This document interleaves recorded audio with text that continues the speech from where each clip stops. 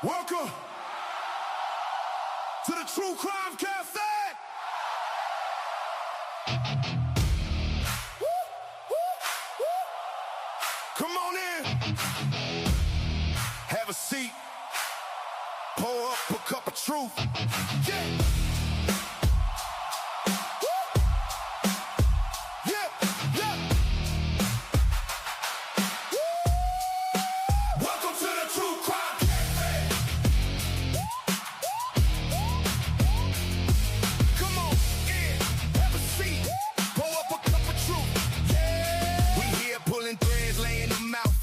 Names on the corkboard wall, red lines cutting through, cold files on the counter, old lies in the air. Everybody got a story, we just see what's there. Seeking that justice, digging every day.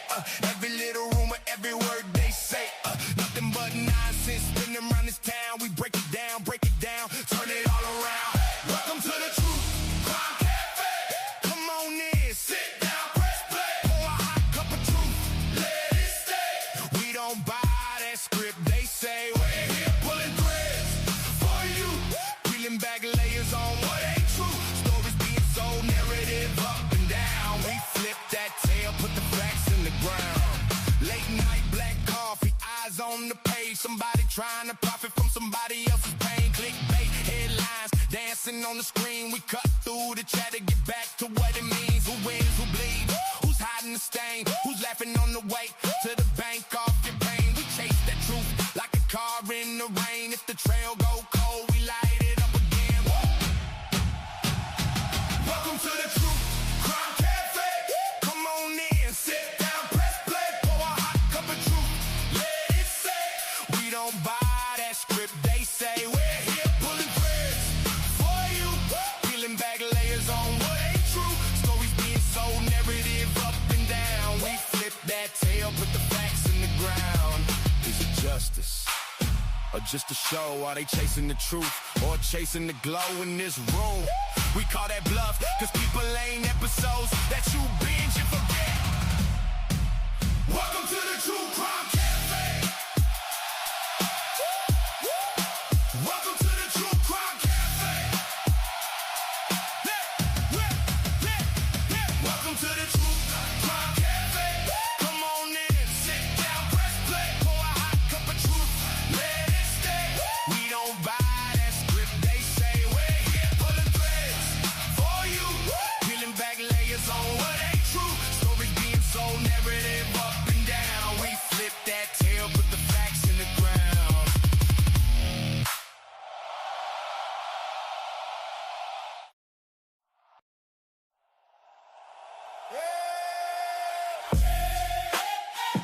Yeah.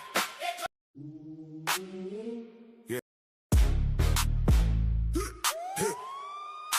Here comes the crew. Oh. All in blue. Here comes the crew. All in blue. Yeah. All in blue. Tomboy stomping in steel toes.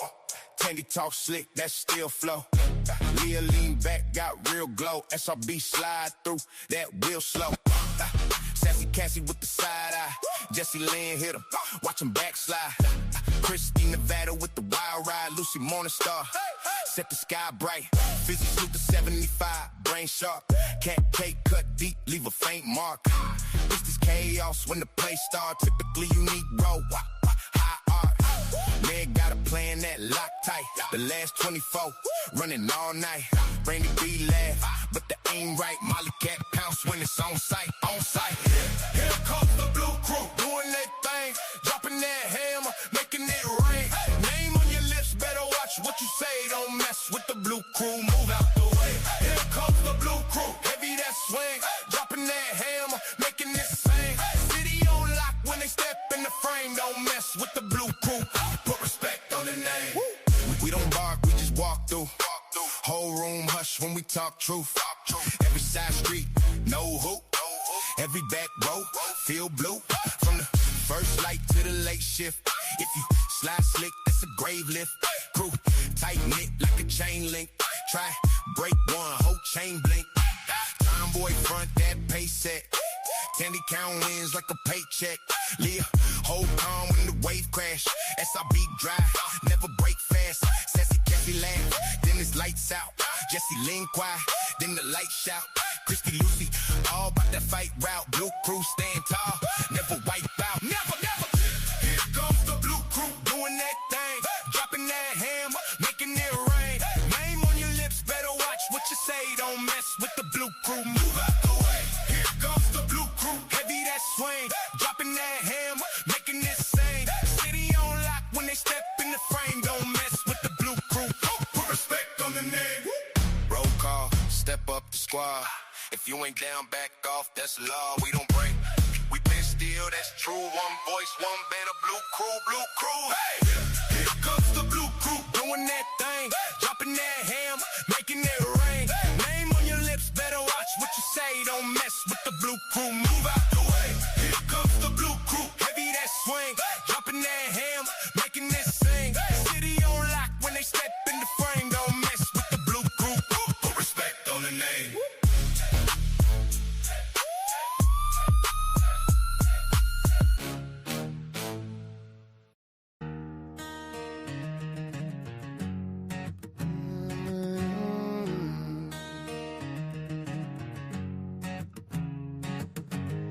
Court's in session, the man takes the stand.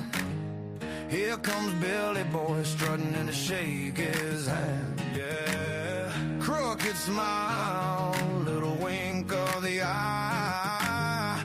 Everybody looks away while the truth walks by. Courtroom corruption, day after day. Same sad movie, just a different face. No chance in hell to ever beat this game. Courtroom corruption, it always ends the same. Defense stand up, try to state their case. Hitler shuts them down, likes it back in your place. Paperwork missing, deals under the table. Justice got a price tag, pay it if you're able. No truth, no reality, just scripts they rehearse. You speak up for yourself, they twist every word worse. Courtroom corruption, day after day. Same sad movie, just a different face. No chance in hell to ever beat this game. Courtroom corruption, it always ends the same. Sad ending to the day. Door slam, you just pray. Think you'll finally get a say. They already walked away. No answers, just the gavel. Just the lies that never fail. Every promise just unravels. Every honest voice for sale. Courtroom corruption, day after day. Same sad movie, just a different face. No chance in hell to ever beat this game. Courtroom corruption, it always ends the same.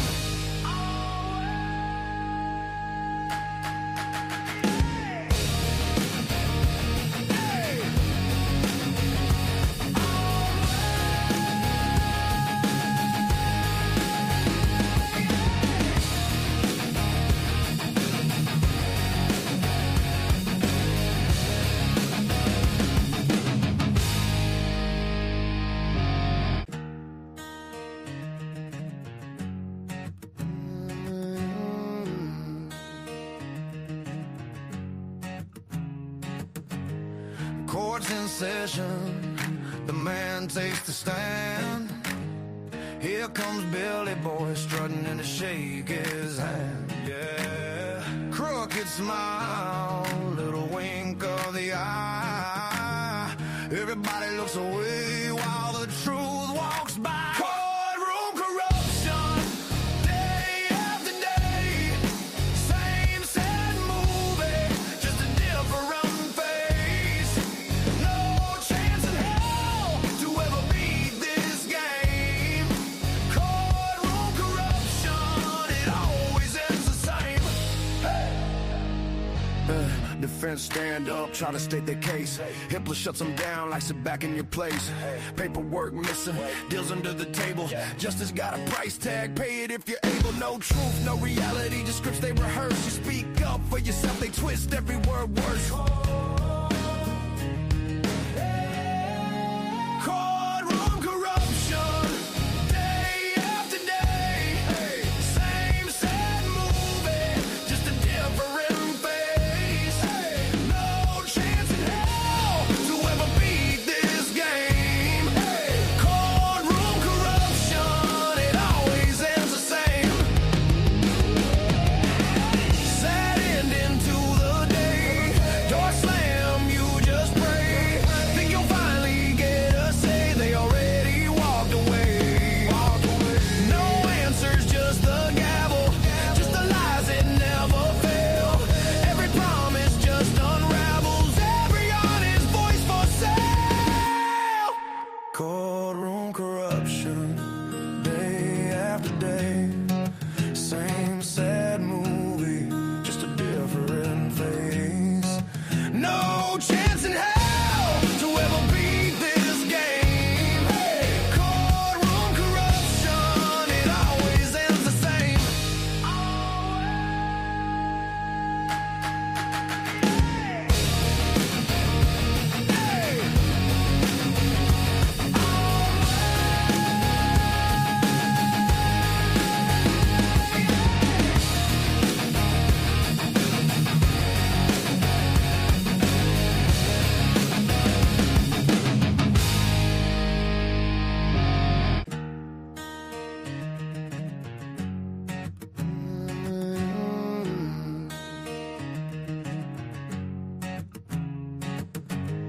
Court.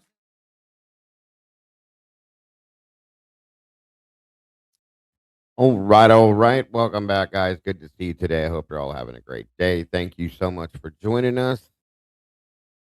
Happy Monday, everybody. Hope your week's starting out great. I hope everybody's is. It is good to see you all here, guys. We're jumping into the Nancy Guthrie case today. We're probably going to be going back to the beginning of it up to this point, and truly and honestly, what the hell is going on with this case? Honestly, I had no idea. This makes no sense. Honest and truly, nothing makes any sense with this. I believe Kim might be joining me from Typically Unique, but truly and honestly, I can't make sense of any of this from one thing to the next, beginning to end. It makes no sense, folks. So that's what I'm doing today. I want to get some answers. Maybe some of you, who knows what we see. We put it together, break it down, talk about it. Maybe something will come out of it. But at the very least, we're definitely going to talk about it. So thank you for being here. Make sure to hit the like button if you will. And please share this out. And that being said, let's get this on the road.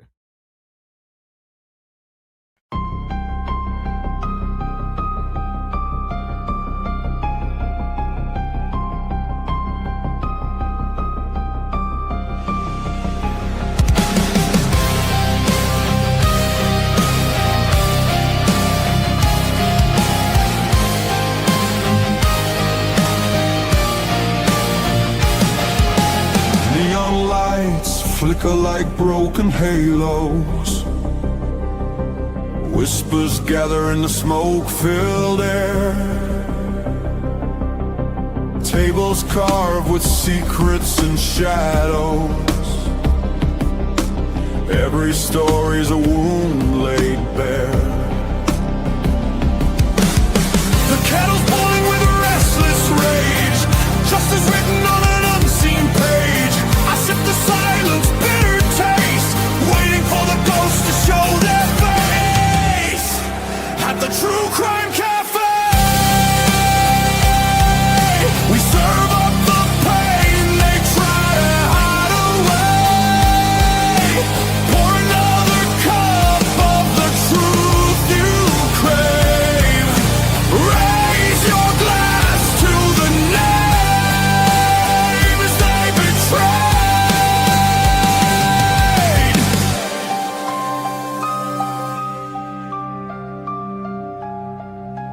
Mirrors cracked, reflections are liars. Ashes fall where the guilty once stood. The jukebox hums like a funeral choir,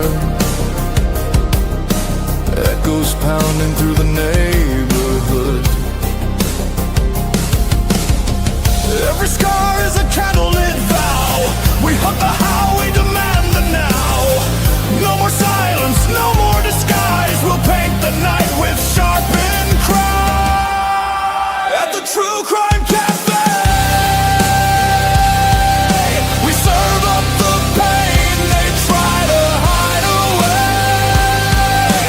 Pour another cup of the truth you crave.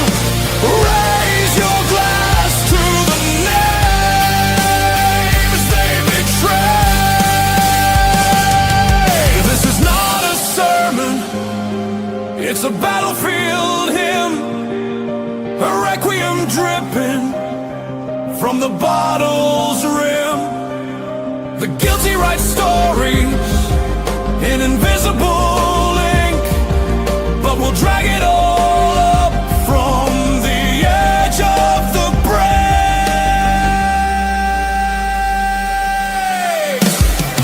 At the True Crime Cafe,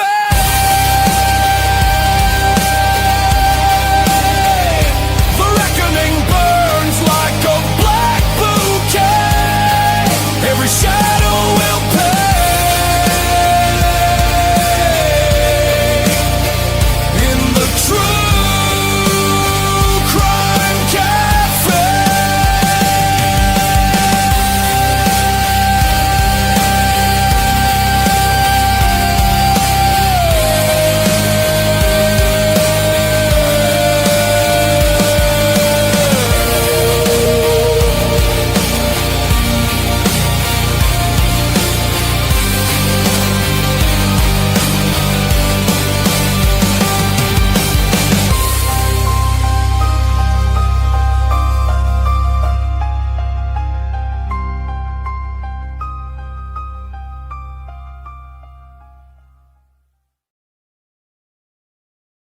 All right, all right. Welcome back, guys. Good to see you. Thank you for joining us today. I hope you're having a great day. Hope everything's going well for everybody, and you're not fighting with any AI programs as I was today. I'm done with them. I'm divorcing them. I'm firing them. Everything I can do to them, I'm done with them. So you won't may not see much more of that. I'm tired of fighting with them. They argue with me and fight back with me, so I'm done. So anyway, thank you guys for being here today. I hope you're having a great start to your week. And I hope everybody in here that I may not have seen had a wonderful weekend. Thank you for joining us as we are jumping in to look back at the Nancy Guthrie case. Because again, there's still no answers in this case. This is insane. It makes no sense. The things that are happening, um, just they don't lay out flat on the table to me. None of it makes any sense. So I'm just wow. I don't even know what to think of here. We have a what I would call a crooked sheriff. Law enforcement that's not doing their job. Interviews with people. It's just a mess. The whole thing is a mess, and it's very sad to me and horrible for the family. And I want to go back, look at it maybe from the beginning, come this way with it, see what we got now. And I believe, like I said, I think Kim from Typically Unique might be joining me. And if not, that's okay. We can do it. Break it down. I'd be curious to see her thoughts on this too, because this is crazy, you guys. It does not make any sense. So thank you for being here for it.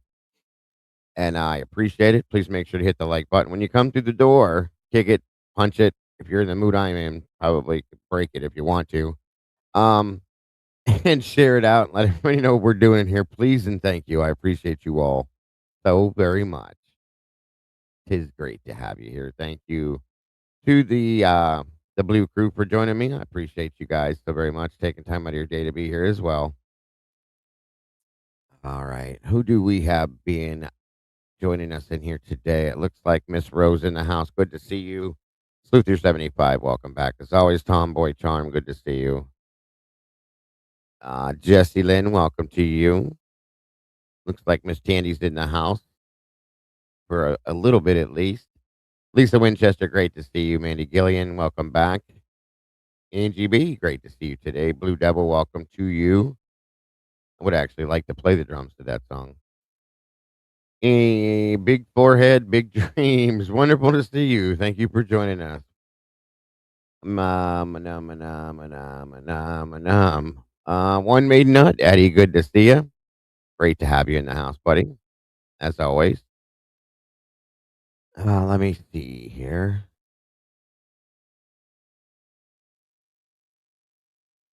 Hello.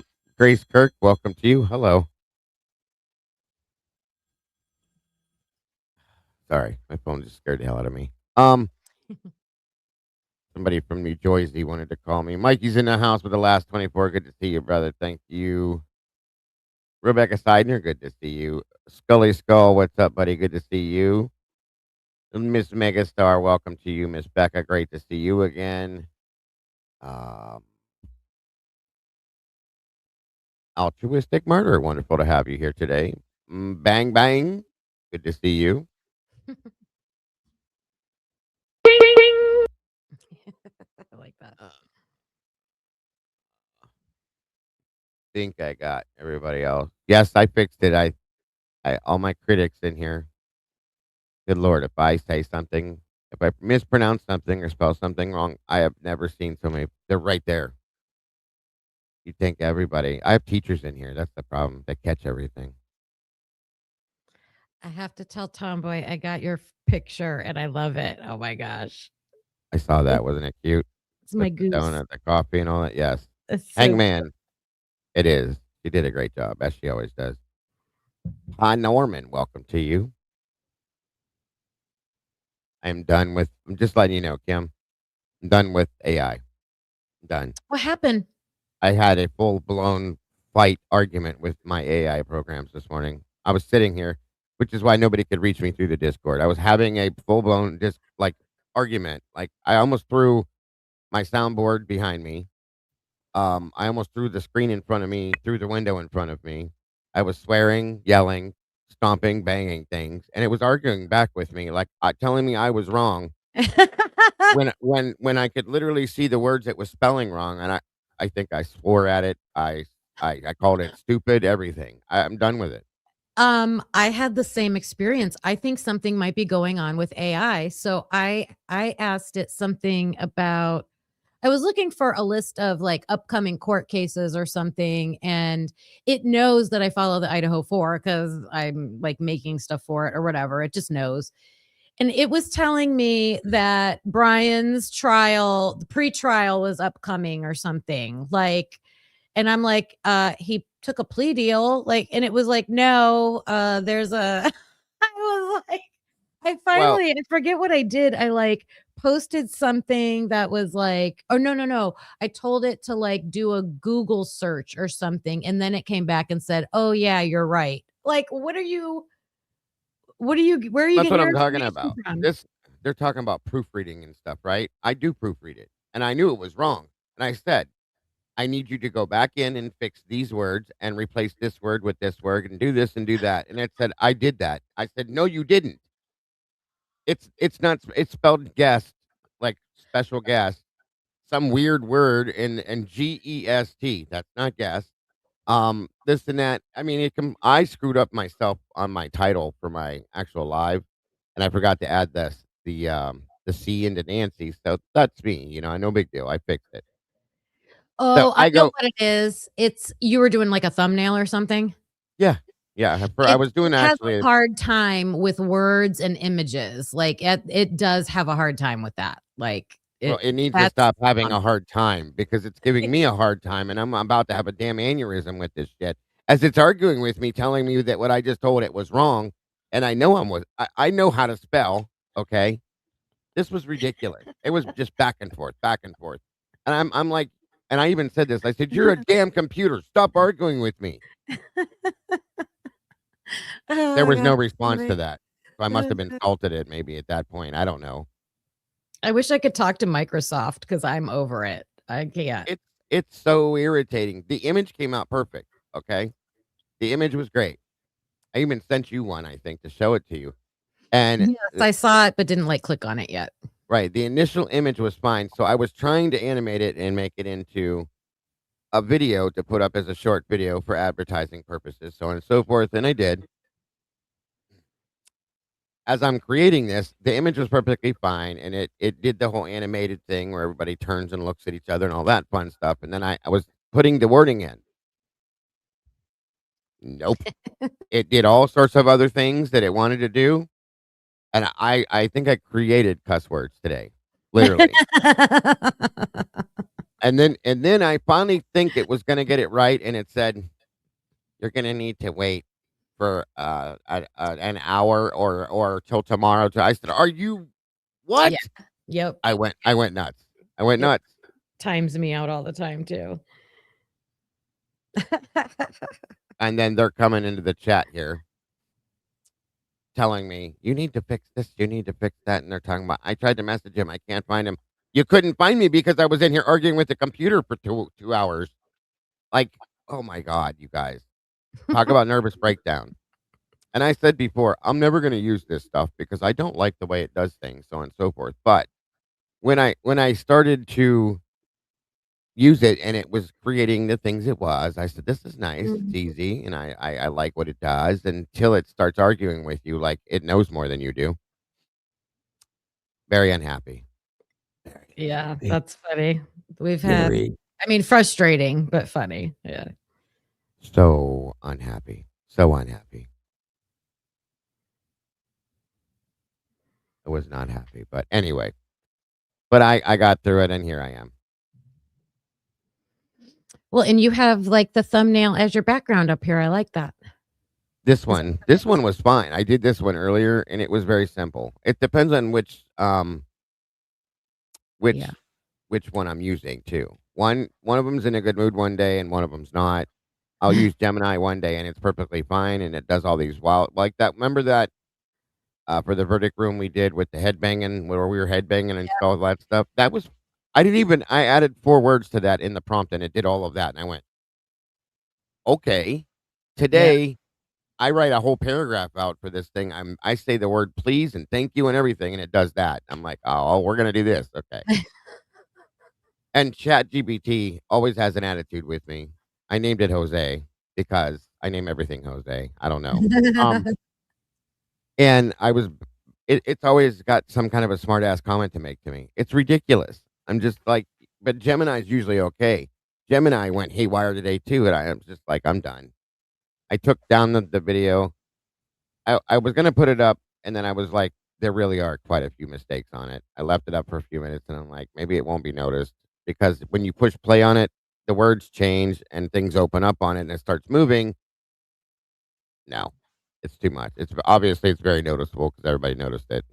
You know, so I just took it down, and I'll maybe if I can, take a Valium or something later, maybe I could do it again. I don't know. We'll see. We'll see. But Tell it, anyway. "Let's try this again." After I banished it to Siberia, yeah. Anyway, welcome everybody. Thank you for joining us. Sorry for my little rant here. I'm so aggravated right now. That was 2 hours of my life I'll never get back Yep. and have nothing to show for it. So, except an argument with a computer. That's the Interesting. frustrating part That's the hardest part to deal with, yes. when you spend so much time and then you don't get anything out of it. Exactly. Exactly. So anyway, how are you today? I'm good. I got good rest last night, and I'm gonna go out to dinner with my daughter later. So I like just surprised her. I'm like, hey, you want to go get something to eat? So we're gonna do that. That'll be nice. Carlos is still working. I take it. Yeah. Is he? Yeah. Good. Gotcha. Gotcha. I got it. It's a little when you're doing things by yourself a lot, it's nice to be able to have the older Yeah. children to be able to do that stuff with. It's nice. Mhm. Yep. So, good stuff. Good to hear. You're gonna have a How good about day. I you? like that. Having a good day besides well, no, you were fighting with ChatGPT, so no, you're not.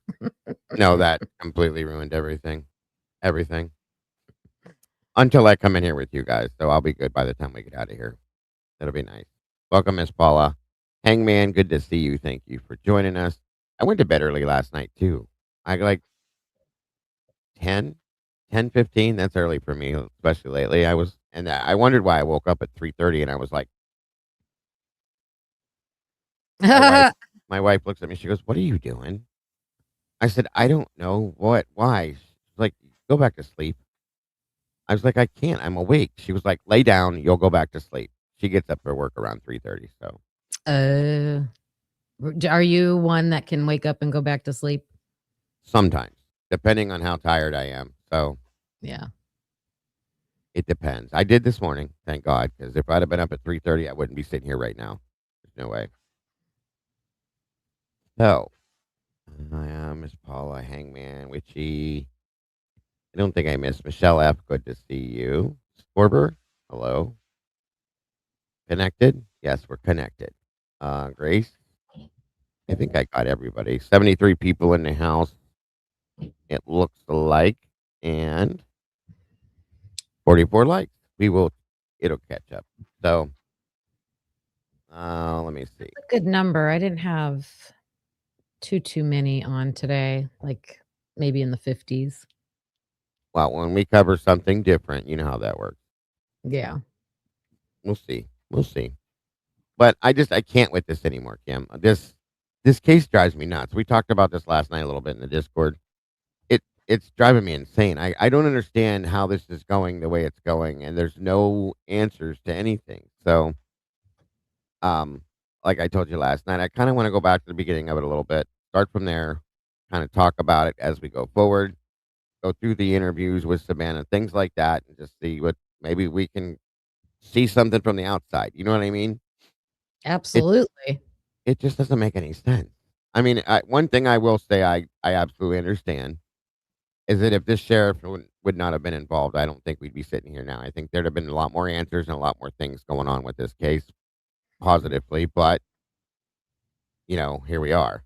So, I think there might be some hope, like with the case I was talking with earlier. It was a case where same thing, the police department in charge kind of they did collect the evidence. So, mhm, and like we were talking about Saturday night with Birdie, that it's not always everybody involved. It just takes one or two people to screw it up, right?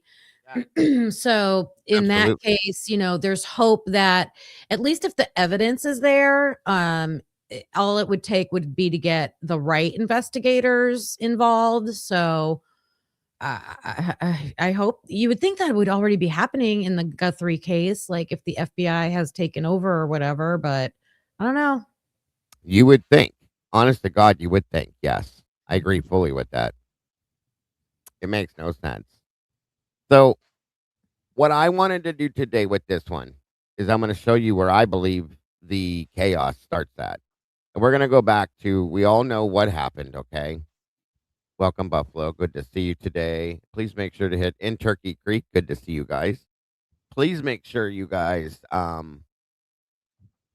hit the like button on your way in and share this out. So I'm going to go to the one and only press conference that was ever put out. One, one That's press conference. that is a red flag when there's no Yeah, press conferences. I love it. You got your flag. That's awesome.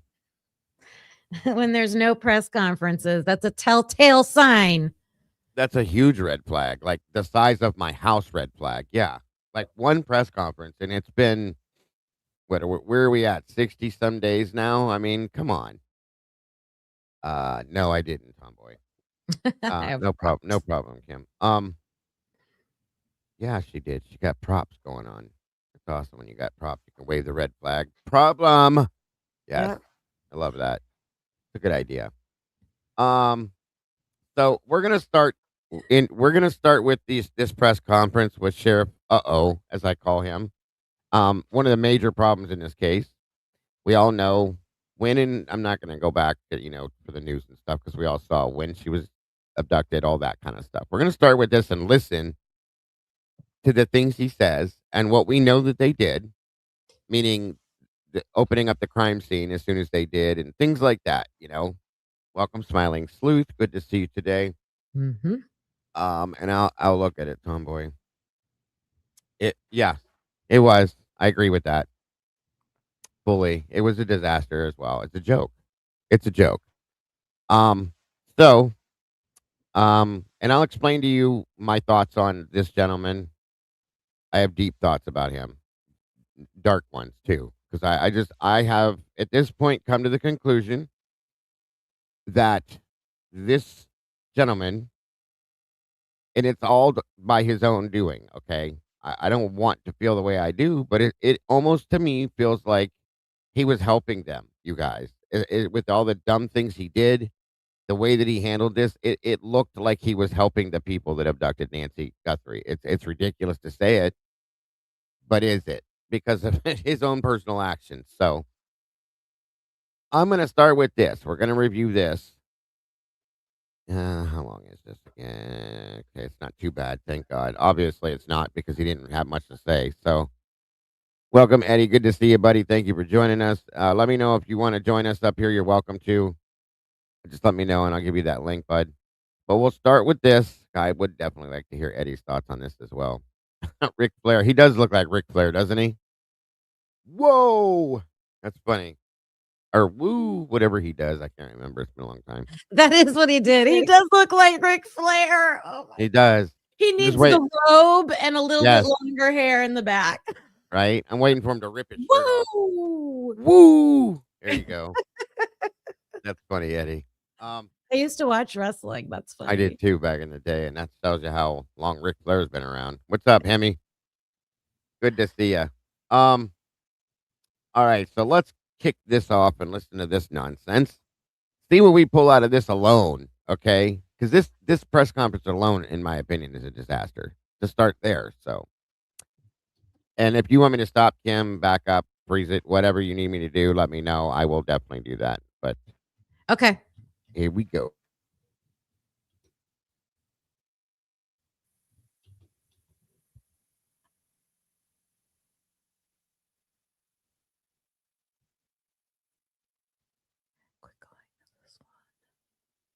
Okay, but go through all your cameras in that neighborhood and tell us if you see something. Maybe somebody already, we know this happens, right?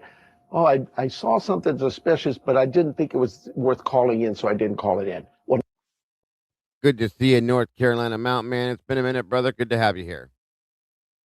No, I did not know that. There is a second one for this. Is there a second presser? So hold on. So I had a hard time with this earlier. So the Thank you, first Sleuth. one, and this might be the first one. I don't know. The first one was when it was totally out of control. Remember, like the now people, it's the press was just shouting comments at him, and it was a hot mess. And then when they came back for the second one, and I think they only did two. The second Oh, one was when they had her standing back there with a clipboard, and then she was like calling on people, like it was more organized. But yeah, the first one was a shit show. thank you, Sleuth. I think I'm this is looking the for the first link. one. I'm looking for Yeah, the let me look. I have a playlist. good. Yeah, I didn't realize there was a second one. I thought they only did one. Well, the first one isn't that readily available because I don't think they want people to see the hot mess. It was a disaster. Yeah. That's why. So let me find my playlist here. Nancy Guthrie. Wow. Interesting. You learn something new every day. Yeah. Here we Maybe go. they floated the second one in as the first one and try to get rid of that other mess. Oh yeah, they came back with This is definitely a Timu press conference. I agree with that, Scully. Have a good day, Tandy. a Timu press conference. That's funny. Yes, it is.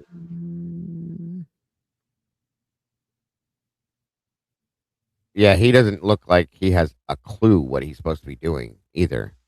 He's just back and forth, looking at people back and forth. It's weird.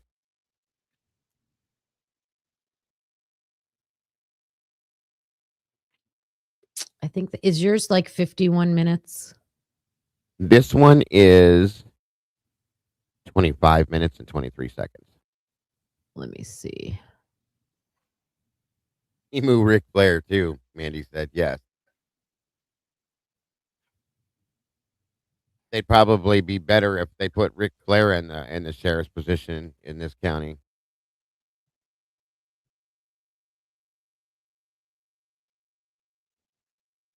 This one's February 5th. What was yours? This one is, where is it? February 2nd. Oh, So this okay. is the first one, the hot mess one. Okay. Maybe. It does look like he's going, woo. If he comes out right away and starts talking about me, yeah, it's the first one. Go ahead. Let's see. That sounds about right. But that's what he does. Yeah, that's Ric Flair and Stone Cold back there with stilts on. Stone Cold. He's got a shirt. He's got a beer behind his back. All in anything you've seen or heard. Maybe it's a neighbor telling you, you know, I saw this or I heard that. Call us. Don't tell the neighbor to call us. Tell the neighbor to call us, but you call us as well. We'll put it together. We'll get, trust me, I'm sure we're going to get in and Trust me. work closely with all of our partners, whether they're FBI, ATF, ICE, whoever. Do you see this guy back here in the back, Kim? Did you see what he just did? No. First off, the look on his face as he's looking at him is like, "Are you done yet?" And he just did one of those as he's talking, and I'm like, "Wow, Yep. this is great." Yeah, if you I that think was you missed the beginning though. Wait, it was muted in the beginning. really? Yeah, no, look. If I go back to the beginning right here, That's when he comes out and it's like all about him. It's they like all probably about took him. it all out of there. Then, yeah, they don't want anybody to hear that. Are you serious? Yeah, there's no sound there. Look, he's talking. Oh, I'm here. Do you see me? I'm pretty. I want you to know that you're all supposed to love me. This is what he's saying. yeah, and Every he says stuff like, this is new for me, Go and through all your cameras. me. yeah, right. Hold on. Shit. 1 second. Let me try something here. I was just told to check Discord.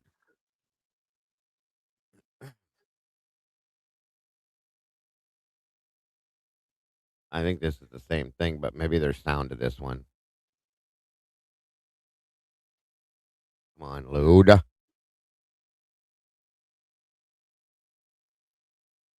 Oh, yeah, there is sound. Thank you, Tomboy. I have no idea why that had no sound. Maybe they tried to, like I said, take out the bad parts. Who knows? But here we go. All right, let's try this again, you guys. Thank you. A call to the Guthrie residents. Believe it was around noon yesterday. We got a call to the Guthrie residents that Nancy Guthrie, 84 years old, was missing. We expended a lot of resources for a missing person that we typically always do. I know this has nothing to do with what we're doing. Happy early birthday, Joey. I know that, but I have to point this out because I notice dumb things like this. This man has the biggest earlobes I've ever seen in my life. I just need to point that out. Hi, Joey. I haven't seen you in a while. It's good to see you. Your birthday's on Easter Sunday. That's awesome, Joey. Wow. Look at his earlobes, Ken. Are they red? No, just look how big his earlobes are. Oh. It weirds me out. That's all I'm saying. Thank you, Meg. Search and rescue volunteers or search and rescue teams, other agencies, Borstar from Border Patrol sent their canines out. They worked tirelessly all day yesterday and all day tonight. I'm sorry, all day yesterday and all last night.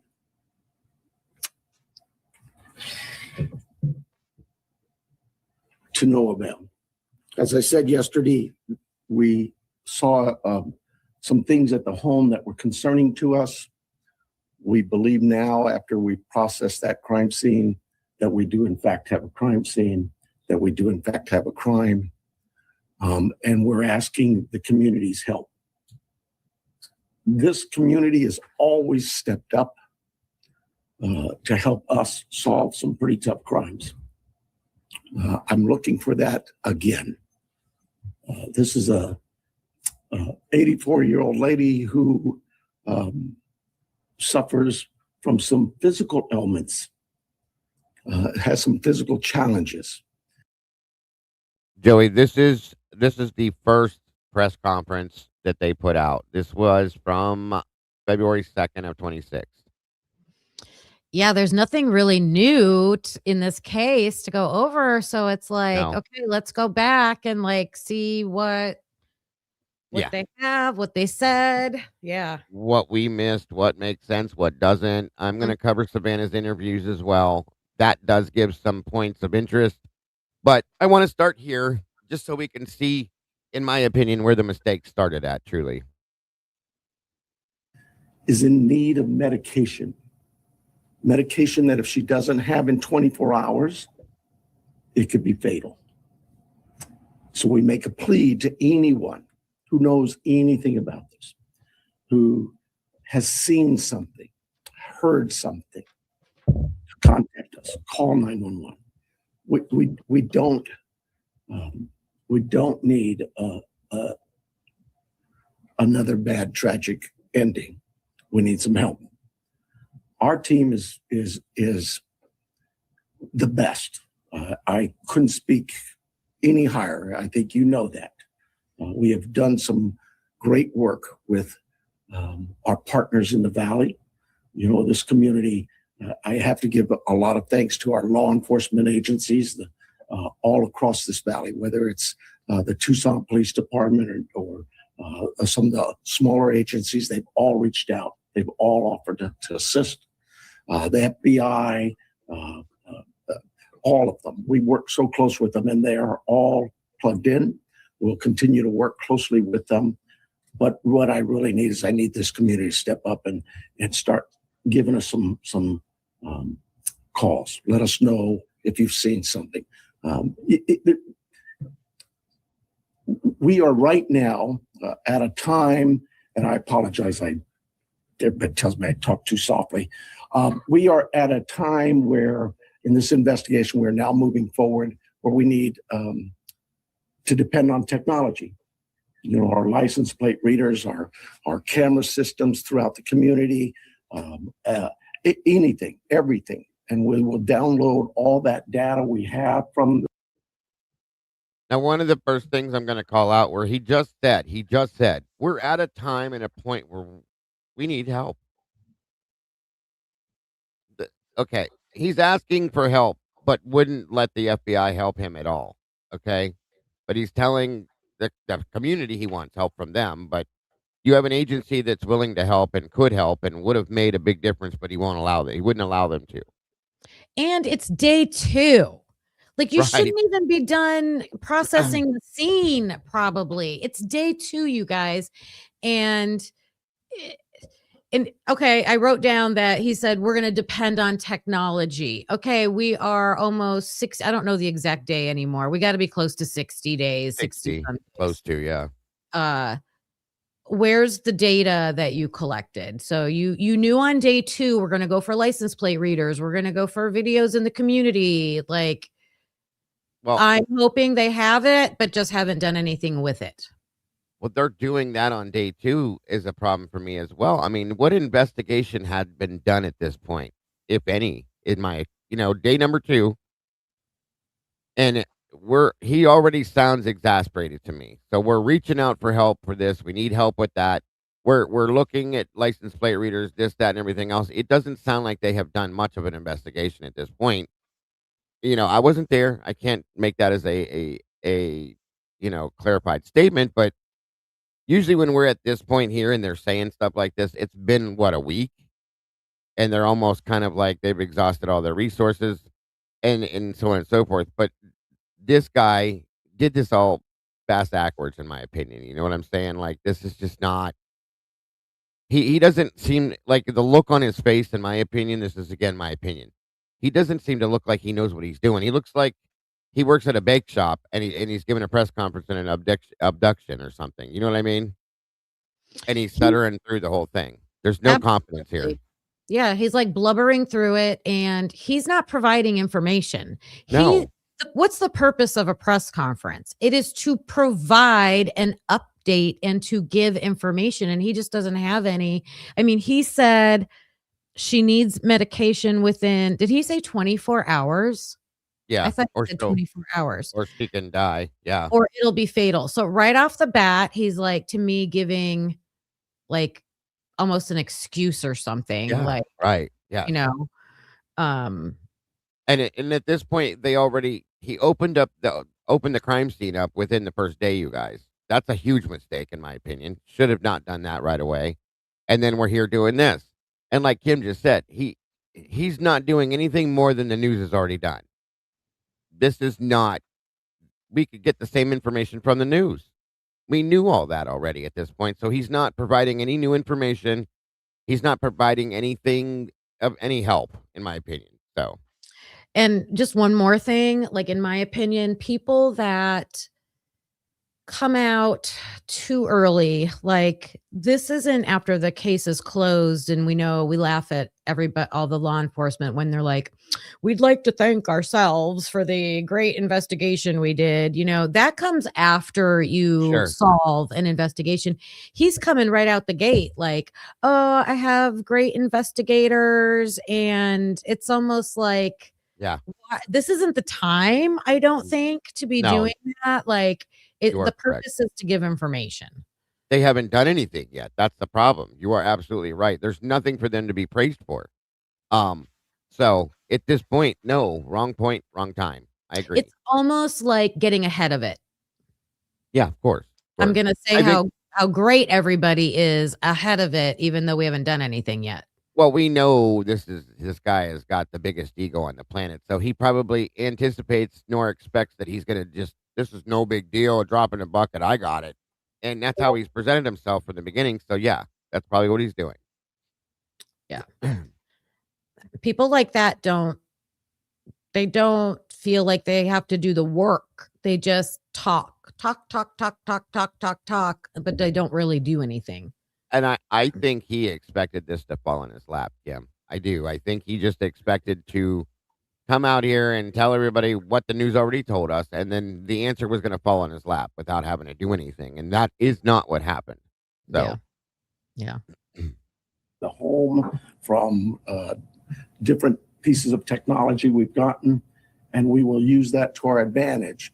But the reason I bring this up is that, I'm a cop. I hate politics, but I have to remind our political leaders that they need to quit this banter of every time law enforcement leaders come to you for a need, that you give up these ridiculous remarks about how it's going to be misused. AI is a bad, evil word.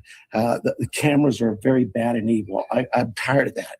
Those tools in the right hands with the right minds and the right approaches are extremely valuable to solving crimes just like this. We need this. We need more staffing. We need a lot of things. But Can you pause that? Needs help with this. So I want. So Yes, right ma'am. there, I think that's zinger number 2. He was trying to already get out ahead of it and be like, we're great. And now he's making excuses already. Like, I've asked for money for things that he's going to say, well, I didn't have the stuff I needed for this case. right. Yeah. Excuse. Exactly. I mean, that's so weird. You're there. Everybody's there to hear, what do you got for this case? What's the information? And he's talking about money and politics. Bingo. Absolutely. He said Absolutely. he didn't like politics, but that's an elected position that he's holding. People of It, that it, county put him in that position. He was elected, but you don't like politics. That's a red flag in my eyes too. well, he should be able to work around that as well in that position. Welcome, by the way, Hemi and Eddie. Thank you for joining us. Hi. I think he's um like talking about a grudge. Like he's holding a grudge because he must have been told no somewhere along the way, and he's taking this moment to speak about it. And that just goes with that Yeah. ego thing that you're talking about. Yep. Yeah. Welcome, Blue Eyed Butterfly. More staff. He had the whole FBI and other states looking. Right. Everything that everything he's complaining about, he had the ability to use or to have in his hand if he wanted it. He didn't. So it's weird. Can you hear me okay, Eddie? I can. Hello, everybody. Kim, Welcome, bud. Hemisphere, So Daggle. Good to see you, buddy. Hope you're doing well. Hello, everybody. I'm sorry, I don't want to be rude. Hello. hi, Hemi. Um, any thoughts, Eddie, before we go forward any further? Just real quickly, one of the things that I kept in the back of my mind while I was watching these two press conferences is Mm-hmm. the similarities. Um, if we all recall watching the press conferences in Moscow, Idaho, Right. where they're appealing, give us, appealing to the community, give us what you have. Meantime, they're not going to share anything that they have. Right. Now, that by itself doesn't necessarily mean anything, but it's something to keep your eye on to see as time goes how this thing develops. So now, with hindsight, it does look suspicious because it's like out of the playbook Mm-hmm. of how to hide or cover something up. Yeah. That's why I see it the way I do. I think it's kind of ridiculous. So once Agreed. they learn what everybody has as far as any potential evidence in the way of security cameras, door, Yeah. what do they call them? Door, The ring door ring cameras cam. or Thank you. ring Yeah. cam. There you go. Yeah. Then they can get ahead of that and, ensure that part of their story would include a way to explain that away or to bury it or to give it a different meaning Right. altogether. So it Absolutely. can never be proven, but just some thoughts. Yeah, and it's those are all good points. I agree that I feel like there is misdirection going on. There's a lot of excuse making, deflection in some ways, from what I remember, as we'll see here. But he just to me, and I don't know if it's now. I may be biased now as compared to when I first saw this. I think we all try to give everybody a chance until they give us a reason not to, and we did with him. And then we all started making our decisions after the first damn press conference. We all had issues with him. So there's that. You know what I mean? That's one point that we have to be able to acknowledge too. So Yeah, for me, I'm going to be looking at how many times does he reference himself in a his lot. issues. It's not about the Nancy or the family. How many times has he mentioned that so far? Oh One yeah. time. That's what he's always done So from the moment. Every time he talks, it's about him somehow. So all this is red flags. And even this guy that's standing right behind him is pretty much telling you how the department feels about him because uh, none the of ex them like sheriff, him. yeah, the ex sheriff that pretty much helped him get that position really talked very badly about him and has fully regretted it. Um, even a deputy has spoken to Eaton about him. So yeah, he's a character. Yeah, and if you I'll say watch that. this guy back here in the background, you can watch his emotions on his face as he's talking, the things that he agrees or disagrees with. It's interesting. It is. So All right, on we go. Want to make sure I didn't, before I take any questions, it is a crime scene. We know that. She needs her daily medication. And anybody that sees anything that even looks, hey, maybe that's her, just take a quick picture. Take a video, send it to us. The number is real easy here locally. It's 911. You can contact our 88 crime and remain anonymous. You can call me, anybody. I am here to take any questions you may have. It will be a little limited. I apologize for that, but we do have a crime that we need to protect its integrity. I have here Sergeant David Stivers from our homicide team. He has been up all night, so bear with us if we are a little bit fuzzy in our answers or responses, but we're. And that's something I think is interesting. Okay. I said this in the beginning that, and they never labeled it that way. They never labeled this as though they were treating it as a homicide. I think myself and many others claimed that this should be being investigated as a homicide. Now, I didn't even realize at that point that this guy was a homicide detective because it was claimed that it was being treated as an abduction and investigated as such. So, being that they have a homicide detective on this, were they initially looking at it as a homicide? Which is interesting. That's very interesting. Or do they have a short of a detectives and that's why he's doing this? We don't know, but I'm just curious. That's all I'm saying. Daigle, real quick, along those Yes, sir. lines, I have to ask everybody, does anybody recall that there was a narrative given or assigned, so to speak, around the blood on the doorstep of the stoop of the front door? Brian Enton had shared, or maybe it was News Nation, the photograph of that blood. And then quickly the story along that was, that seems to be the type of blood that you would associate with a bloody nose.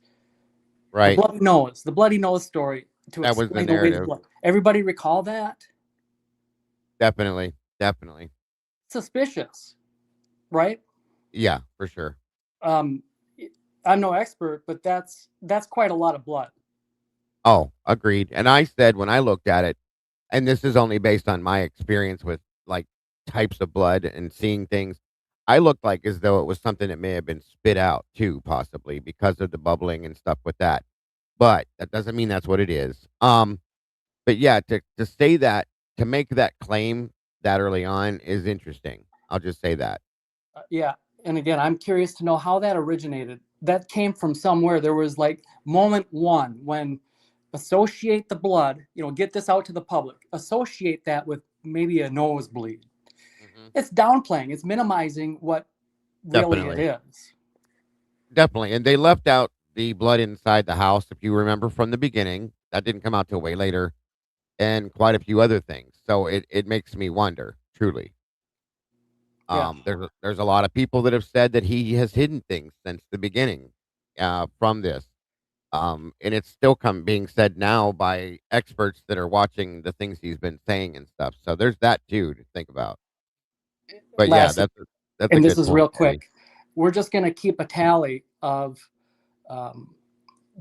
these similarities between Moscow, Idaho case and the Nancy Guthrie case, because there's another one downplaying how severe, the scene is, Uh-huh. we're on that's count number 2. Yeah, So, definitely. Um, Lucy. We're both here for any questions you may have. Let's start, Sure. please. Recognizing your limitations, but can you elaborate at all on what makes you believe it's a crime scene as opposed to someone who left home and just couldn't find their way back? Well, I think I told you she is very limited in her mobility, right? We know she didn't just walk out of there. That we know. There are other things at the scene that indicate there was she did not leave on her own. We know that. if you don't have plate readers, is there a vehicle associated with this? We're when I told you we're now at this phase where we're looking at all the technology, all of that is being evaluated as we speak. Let me say this: we've not just thrown our search and rescue team out there. They are going to be doing some door-to-door with our criminal investigation team. It is not just our homicide unit, all of our criminal investigation detectives. I went out last night to the scene. There were probably 100 cars out there, all from the sheriff's department, all working this case. It takes a lot of manpower and a lot of energy. This team of mine worked throughout the night. They continue to work. David's had zero sleep, but he and his team are working as hard as they can. Is there anybody else associated with her, a caregiver, family member, acquaintance, who is also missing and somebody? No. The family, all of the family has been very cooperative with us. They're working with us. They're staying in touch with us. They have complete access to anybody on this department. Savannah. Now, one thing I want to point out too, and I'm not going to do this the whole time, you guys, but some of these things bother me. He just introduced this gentleman behind him as the homicide detective, so on and so forth, which told me that this gentleman was going to step up to start answering questions. And he's answering questions still. Okay, he hasn't allowed him to. I think he thought he was coming up here too. And that to me is the whole power trip thing. I'm just pointing that out because it's like he can't relinquish control of something until he absolutely has to, if that makes any sense. Oh, absolutely. Absolutely. I mean, if you watch the guy during this, like he'll make moves sometimes to like try to go up and answer a question, I think. And yeah, he won't. And the other press con, and maybe it's this one, like if he does have to step up and answer something, he'll like at one point Nanos like slaps his arms on his leg, like, I wanted to answer that. Right. Exactly. It's so funny, but he was just talking like a couple sentences ago, like I don't even understand why he's the spokesperson. He doesn't understand what's even going on in the investigation. He was surprised to pull up to the scene and see 100 vehicles. Mm-hmm. Like you didn't know that? You didn't know who's out there? You don't know. And did he say who was actually in charge? Is it the homicide detective that is in charge? He never says that. That's the thing. Nobody knew, if you remember, Kim, and we'll get to that point. Nobody knew who was in charge of this investigation between Pima County and the FBI at some point. Nobody had a clue. Yes, exactly. Nobody knows at some point who's even leading the investigation here. He never actually clarifies anything, but again, wants to keep answering questions he really doesn't know anything about because he's not doing this. This is the boss, okay? This is the boss that sits in the office that asks people, what's going on in the investigation? Can you tell me? Thank you. That's what he does. He's not active. He doesn't work into it. He doesn't do anything with it. This guy does, and his team, as he claimed, but he continues answering questions where he shouldn't be. That's a huge issue. Like those police and investigators and the searchers and all that stuff are probably out there doing, well, I think I should do this. Well, maybe I should do this. Like if nobody is if he was supposed to be directing people, I think it's clear he wasn't. Exactly. No, 100%. And there was nobody. Like he would not allow the ability to relinquish full control to him or his team. He still had to be the top dog and have full involvement, even though he was doing nothing. That's the problem here. Yeah. So, and Dago, I just want to point out too, the ex-sheriff that got him this position spoke on that and said, I know he's very controlling, especially after he got that position. So that's another element of this too. Yeah, I watched that interview with his former boss, and there was nothing nice that was said about him at all. Nobody that I have seen interviewed or talked to about Nanos has ever said anything decent about him yet. So that's a problem, guys. That is a problem. So. And it also kind of gives you a better understanding of why this guy is standing there the way he is as well. So, Of course, not of knowing course. that, but he's got abusive authority over him. So, Absolutely, absolutely. And has that's been all. in touch with us as well. We uh, our hearts go out to them. This is their mom. Uh, she's just a great lady, from what I've heard, and I feel for the family. We just want to find her and bring her back safe. Sheriff, you mentioned that she didn't just walk out, but is there any like additional information that you can give us on what may have alluded to this being a crime scene? I wish I could. I really do. I know that everybody wants to know certain things, but I can't do that it would be inappropriate at this time.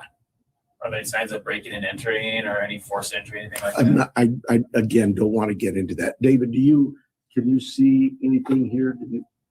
At this time, it's like still a very active investigation. There were circumstances on scene that we believe are suspicious in nature, I think is the best way to put it. But we can't really get into a whole lot of details with that. Do you believe that this was targeted, or they just happened to hit Savannah Guthrie's mom, or if this was just random? We don't know that. We don't. We look at all of that, but we just don't know that. Do they have cameras at the home? They do, and we're looking through some of that. Yeah. With this being an active crime scene, is there any threat to the general public? Trying to figure out my phone. Well, no, I don't think there's an active threat, but I hate to say that because, we're going to canvass that neighborhood and maybe there's a prowler been seen around. And there again is the other problem. Absolute zero confidence. None. This guy has about as much confidence as you or I or any of us would standing up there without the badge, okay? In my opinion, okay? None whatsoever. I would not feel comfortable having him look for my dog. I'll be honest with you. So to make the statements that he's making, I don't know, but it could be like, no, that's not how you answer people when you're in the position you're in my opinion. Sorry. And this guy would go back what he was just when he first walked up to that podium, he reluctantly, like he just stumped up there and just didn't want to do it. He don't want to be there. And the spotlight is on the sheriff. He does not want to take the spotlight away from him, but he's going to let the sheriff do what he do. Because he knows if he did that, there will be consequences to that. This guy's body language is speaking loud and clear to me and how he feels about that sheriff and everything. So, right. I think most anybody that's around him does. And everything that I can't say that I've ever heard, this guy has reflected everything that's been said about the sheriff. Period. Gotcha. Right. Absolutely. There's a lot of work still to do.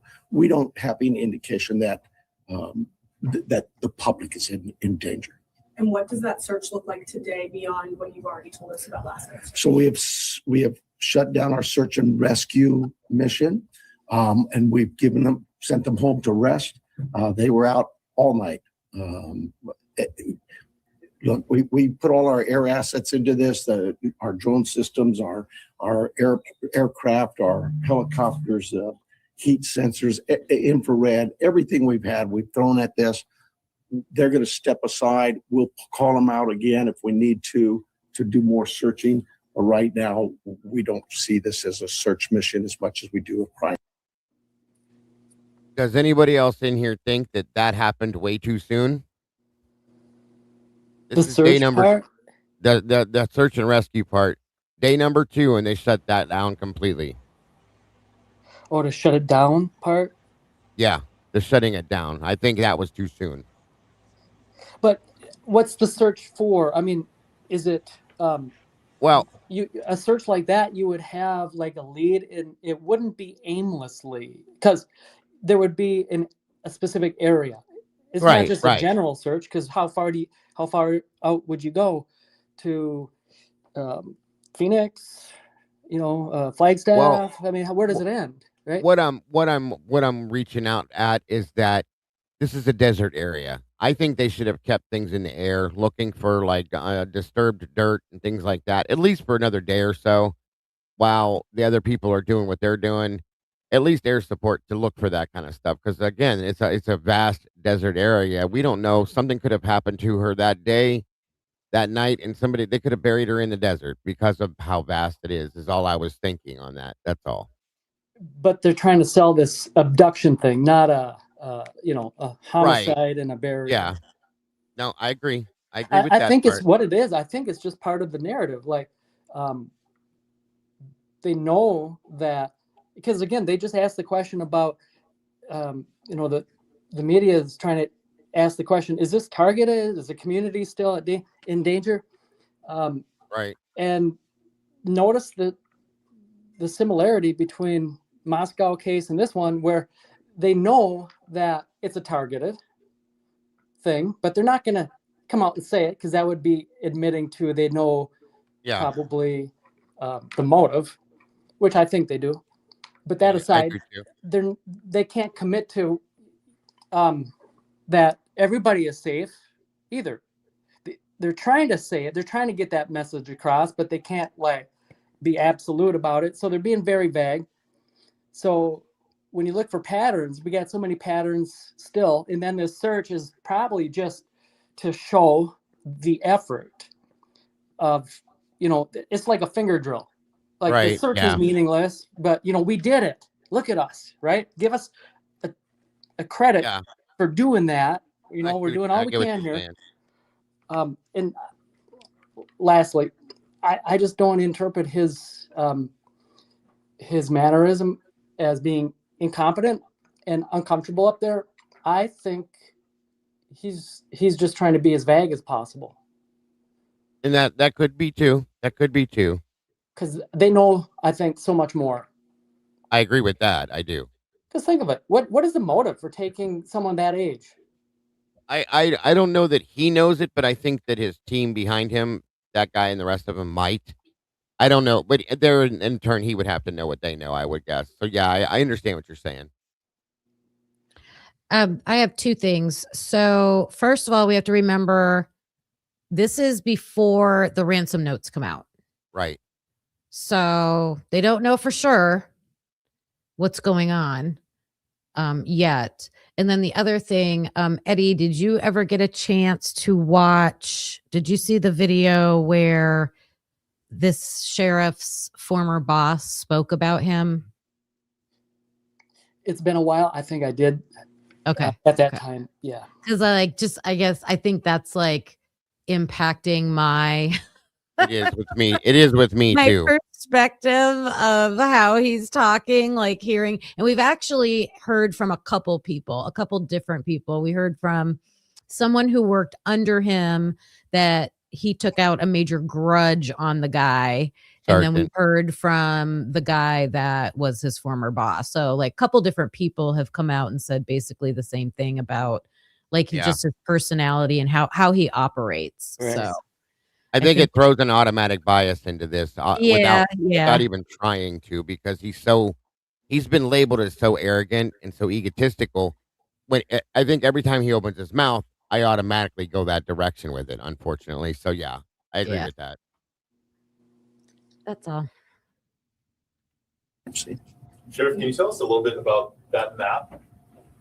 That is, and David probably can better answer it than I, but that is our search patterns, I believe. Is that correct? Yes. Yeah. So with all the assets that we deployed yesterday with the search and rescue teams, the map that's on the screen is basically tracks that were followed. Those are all, the colored lines are all ground tracks of different teams and different assets that were used on the ground, to include the canines, the volunteers, and our own search and rescue team. The circles are going to be representative, if not necessarily perfect, of our air circulation with both our helicopter and our fixed wing aircraft at night, working with the night time cameras. So difficult to see where the house is. This house is basically pretty close to center in that, and then all of the searching that went on throughout the day with those folks out there on the ground. What this really helps with is our search teams, when they come back and reassess, maybe they've missed an area, we can look at it and say, hey, you know what, this area could use a little more coverage, and so they concentrate again. Our search and rescue team is top notch. They're out every single day. If it's not a lost person, it's a hiker, it's somebody who's wandered away from a care home, whatever it may be. I want to stress to you, right, and it is really important, Miss Guthrie, Nancy Guthrie, is of great sound mind. This is not a dementia related. She is as sharp as a tack. The family wants everybody to know this isn't somebody who just wandered off.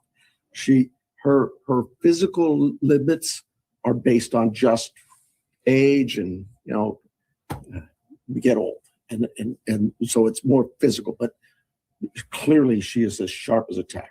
Do you have her cell phone, and does that present any tracking potential? We're looking at that as we speak. If you have it or do you not? We do have it. Can you give us a little bit more of a timeline? Because you said she didn't leave on her own. She was last seen at 9:45. She wasn't reported missing until noon. But I believe what happened there was at 9:45 in the evening, her children left her off. At some time earlier that morning, they got a call from somebody at the church who said, hey, your mom's not here. The family went to the house.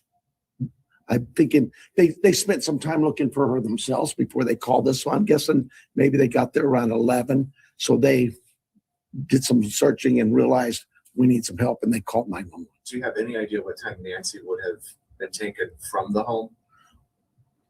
There's a lot of things working there, and I just can't say that right now.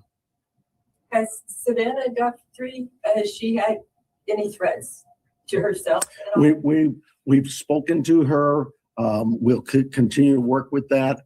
She has a security team that's been in touch with us throughout the night. But we're not going to dismiss any angles for sure. But right now, immediately, we don't know of anything like that. Is she in town or on the way here? She's here. Can you give us any more? What should somebody be looking for? Because when I was out in the neighborhood, the neighbors are obviously incredibly concerned. But is there anything, a tip? I mean, one neighbor stopped me and he didn't know if he should call you or not. Oh my goodness! But so what should somebody be looking for? Well, first of all, I'd ask them, go through their cameras, go through their Ring cameras, whatever cameras they may have. Don't dismiss it that, oh, well, we really can't see the house. They still might see something. Maybe it's somebody walking by. Maybe it's a vehicle driving by at that time of day. But go through all your cameras in that neighborhood and tell us if you see something. Maybe somebody already, we know this happens, right? Oh, I saw something suspicious, but I didn't think it was worth calling in, so I didn't call it in. Well, now it's call in anything you've seen or heard. Maybe it's a neighbor telling you, I saw this or I heard that. Call us. Don't tell the neighbor to call us. Tell the neighbor to call us, but you call us as well. We'll put it together. We'll get, trust me, I'm sure we're going to get inundated with a lot of calls. We'll handle that. Did she live alone? I believe, yes, she did. Yeah. Were there any caregivers who are normally associated with her? Well, she has house staff that comes by, takes care of the yard, whatever, in her house and that. But those people we'll be talking with that have talked to some of them already. But nobody who's like a live-in or nobody actually lives with her, no. Like I say, she's of great sound mind, and she is mobile. It's just, it's a challenge for her to get, as the family says, she couldn't walk 50 yards by herself. So.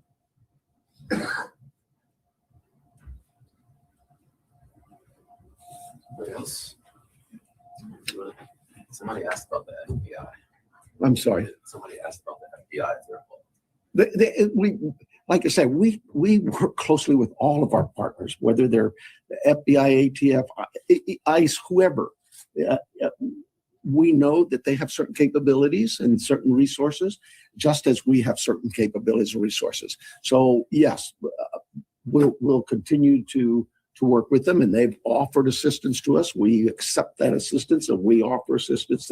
But just last week, the FBI called us to handle a shooting that involved Border Patrol.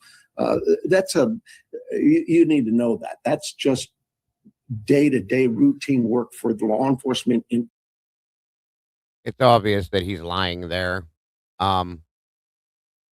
The way he really studied around that too, and we already knew that they weren't. He refused their help at that point, but so be it. Whatever. Just wanted to throw that out in case anybody didn't know that. Pima County in Tucson. We work very closely with our partners. With the amount of time that's gone by, how wide do you cast in the net? Statewide, national? Well, yes, national for sure. I'm hoping the national media's picked up on this. We've gotten a lot of reports, but statewide as well, with Amber Alerts, things like that. All of those things we use. Every tool we have, we will use. Very good. Did he just say Amber Alerts? I was just coming on. I'm eating. He did say Amber Alerts. Then you heard it. Okay. Well, Jesus God. And you even noticed Dave in the back kind of smirked on that one, like, oh, yeah, okay. No. Nope. Amber Alerts. Jesus. Good Lord. Okay. Make sure I wasn't hearing things. Okay. So he's just talking in circles, really, with this. God, you guys. I'm surprised I didn't catch that the first time. You guys are too easy. Thank you so much. I apologize for being late. I apologize for my political rhetoric of the Board of Supervisors or the City Council. I just get so frustrated, and we just can't do this job without their support. We don't need political statements from the dais and mumbo jumbo. We need them to listen to their law enforcement leaders and really pay attention to the fact that we understand that there's a great potential for abuses in today's world with the technology that's available to us. But you have to, at some point in time, have some faith and trust in your leadership in the law enforcement community to know and understand that we too were elected here to provide a service to our community. I can't think of a community in this planet that wouldn't tell you, number one is public safety. Everybody just wants to be able to know that they can go outside and enjoy their community and come home and be safe at night in their rooms, sleep in bed. And this lady wasn't able to accomplish that. That's a sad statement. We need her back. We need to find her. And time is very critical. She's 84. She needs her meds. Her family needs her too. Thank you so much for being here. Doesn't have David say his first and last name and spelling. Oh, sure. My name is Sergeant David, common spelling D-A-V-I-D, Stivers, S-T-I-V as in Victor, E-R-S. And what's your title? Sergeant. Sorry. All right. Thank you, guys. And if we get more as things develop, we'll call you back.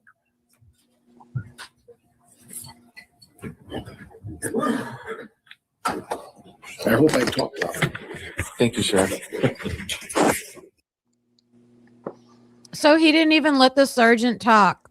No. I must not have watched that. That was pathetic. So Questions after both conferences.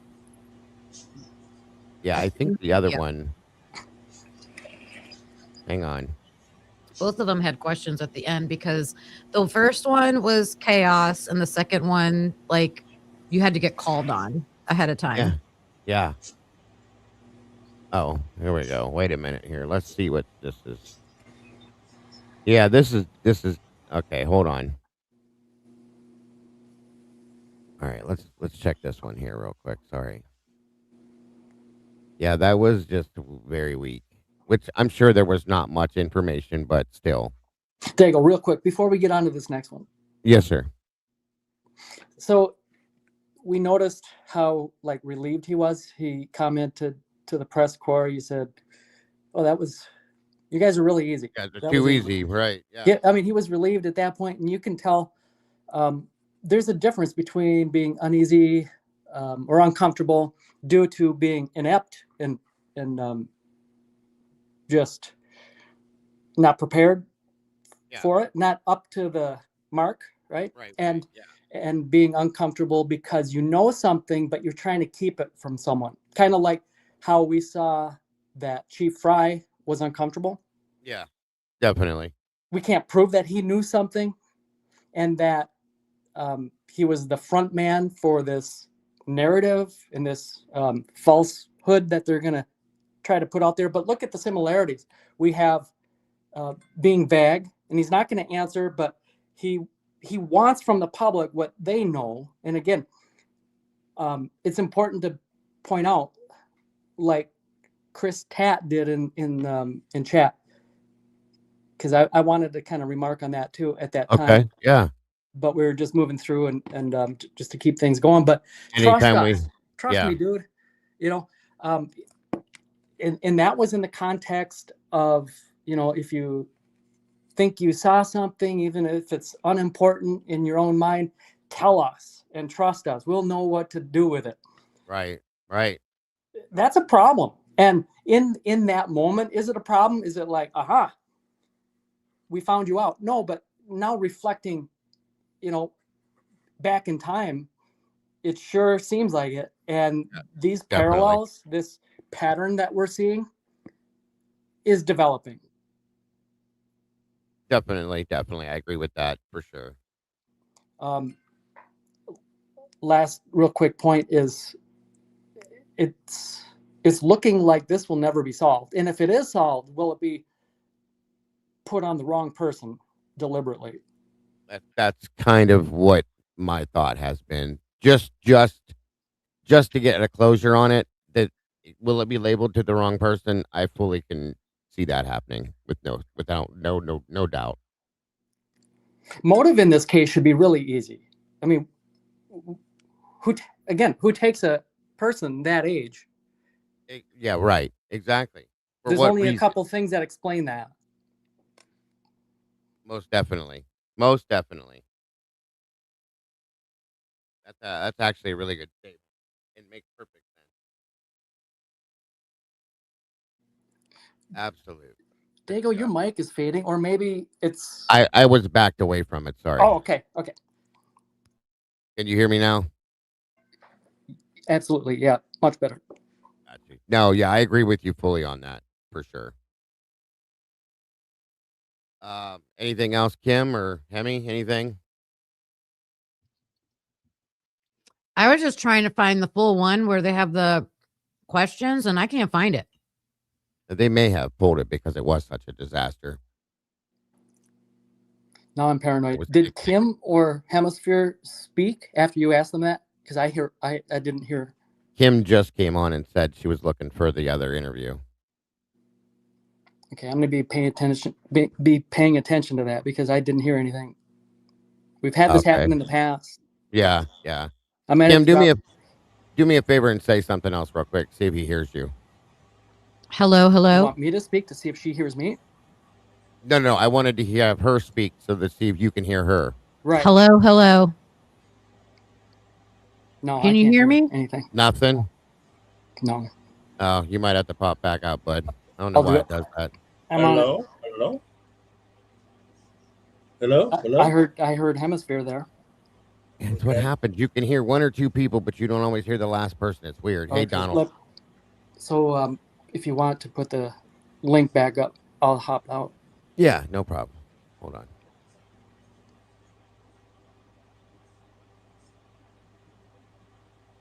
It's up there.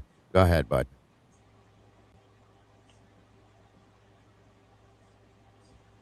All right. So Eddie's going to jump back through that link, and I'll go ahead and kick this one off. This one came out, you guys. Hold on here.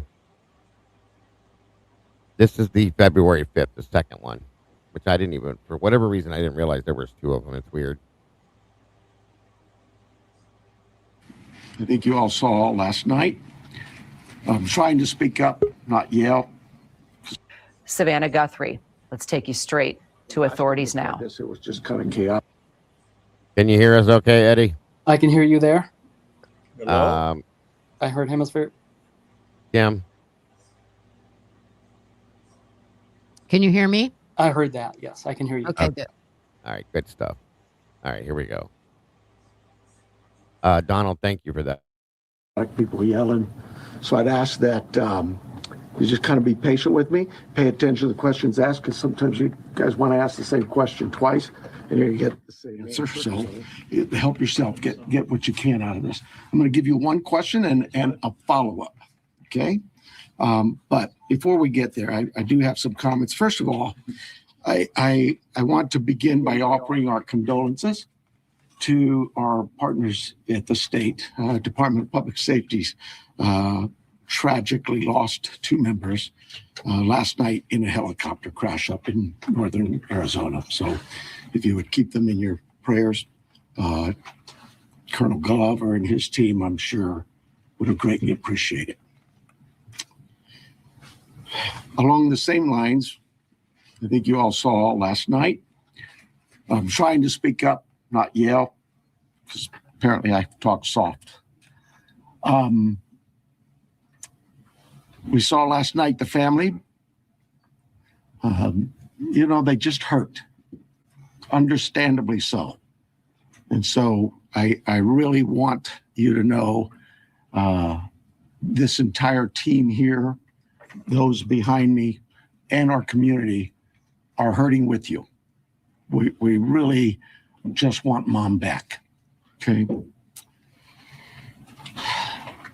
Right now, we believe Nancy is still out there. We want her home. Our department, the Sheriff's Department, along with all of our partners at the FBI, have been working around the clock.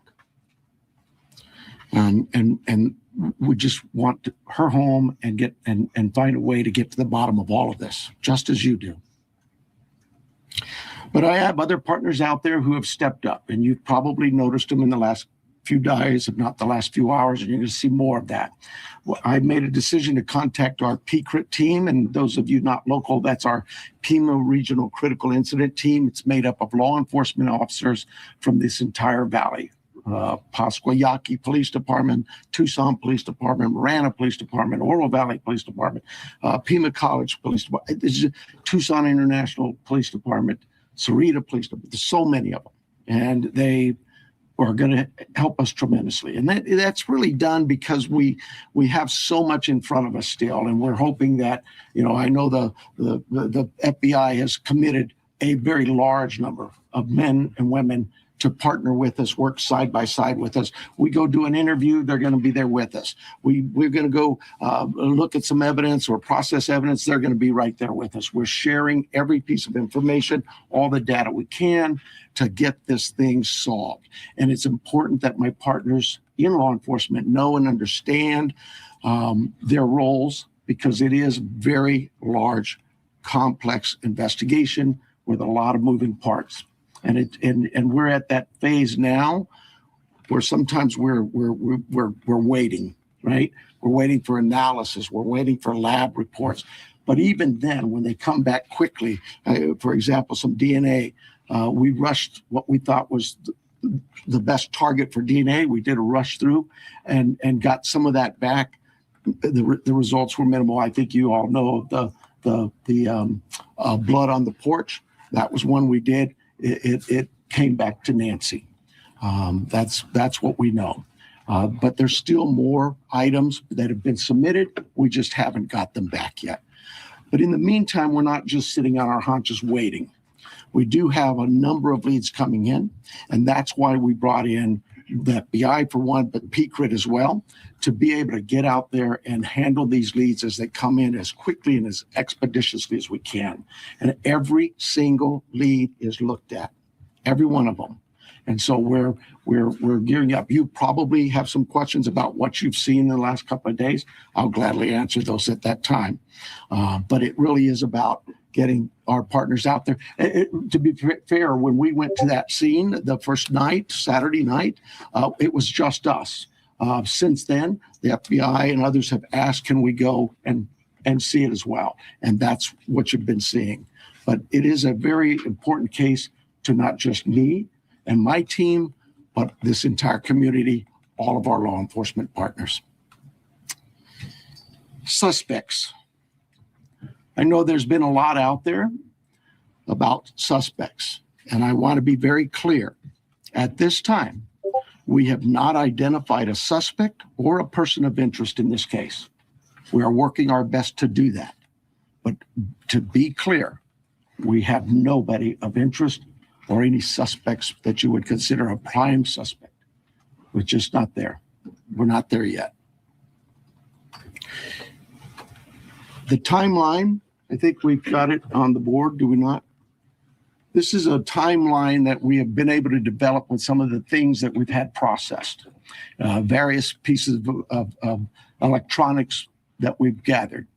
And you look at some of this, and I know you're going to say, well, why did it take you so long to get this to us, Sheriff?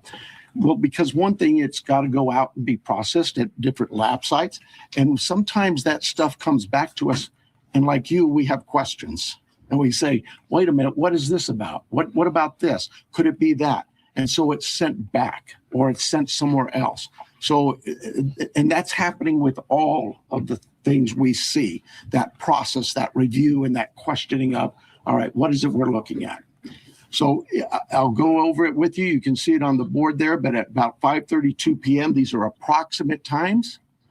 5:32 p.m., Nancy travels to her local family's home for dinner and playing games with the family and just visiting. At 9:48 p.m., which is very consistent to what we were told by the family, that Nancy was dropped off at home. And we know that because we have a garage door open at approximately, I can't stress that enough, at approximately 9:48 p.m. At 9:50 p.m., that garage door closes. It is that time we assume that Nancy's home and probably going to bed.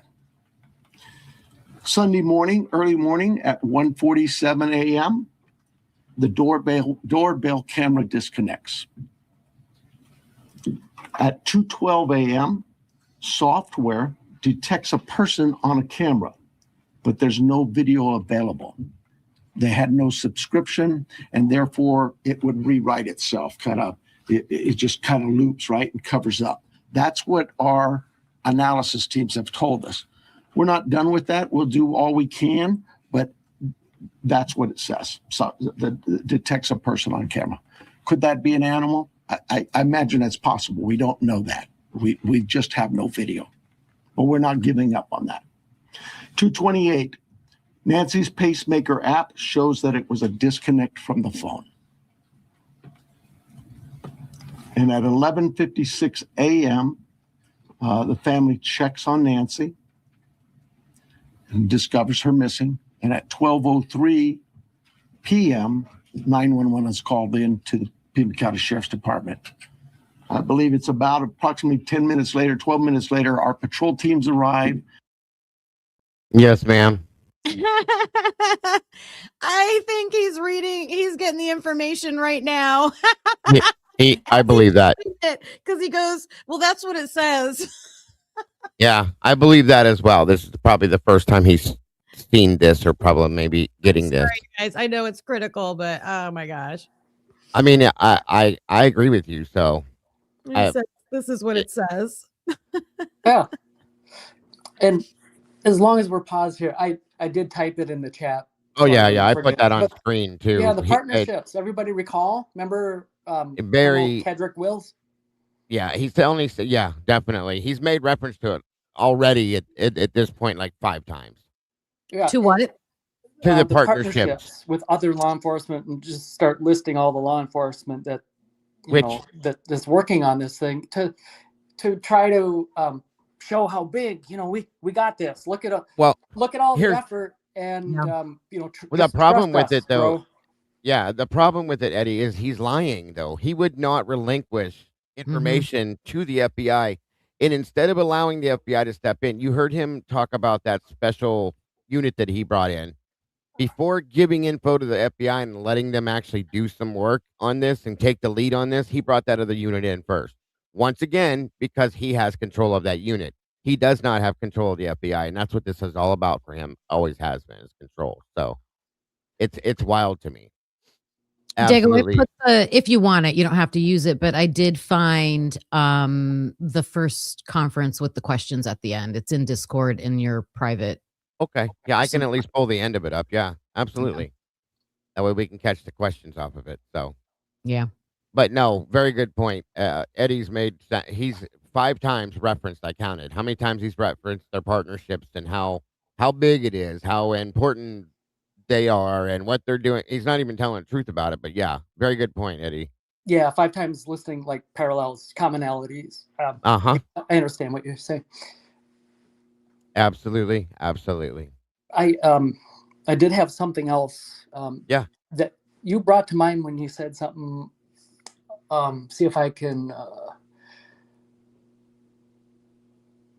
You know what? It escaped me. I'll try to think of it when you play on, and then if it's important, I'll No problem. share it. No worries. Okay. Not going nowhere. Absolutely, bud. All right, on we go. They see the scene, and we start our response with our search and rescue teams and our detectives from homicide and various units. In fact, every unit here, I think somebody questioned, how come there's an ICAC member out here, or this member? Everybody in our criminal investigations team is a part of this team and part of this investigative effort. I think with that, let me make sure.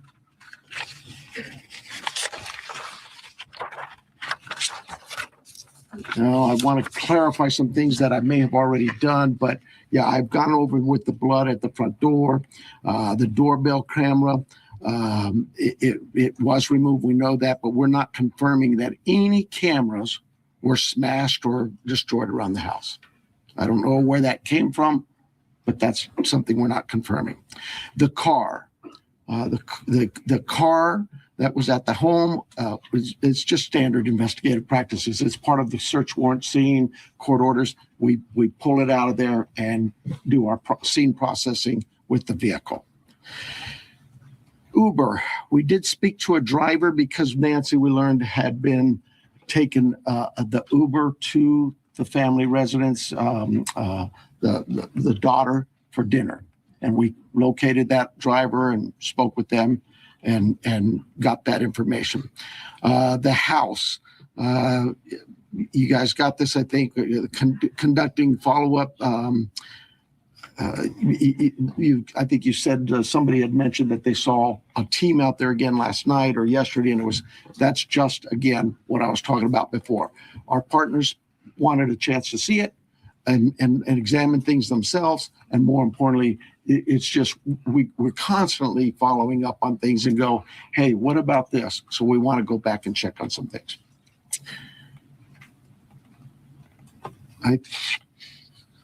Here's the other thing. Someone had mentioned there was forced entry. I have no clue where that comes from. We have been very consistent. We are not discussing that at all, whether it's forced entry or not forced entry. That is something we're just not discussing. So I don't know where anybody got that information. I think I am about done with my piece of this. I'm going to bring up here Heath Yankee, and I think you know him if you haven't been here. John Edwards is the assistant agent in charge with the FBI here at the Tucson office. Is it me, or does he seem like he doesn't want to, again, step aside for them? I agree, and I did recall what I wanted to share. We were talking about those partnerships, and then you added notice which one he's not, wanting to like be a partner of, right? You kind of pointed that out. Right. Okay, so yeah, I did. Yeah. it could be one of two things only, really. In my opinion, it could be that he's like a control freak, or that because he knows so much more and he wants to control that information and have it not get out, that would be also a reason why he's unwilling to, be partners, right? Right. It can only be a couple things.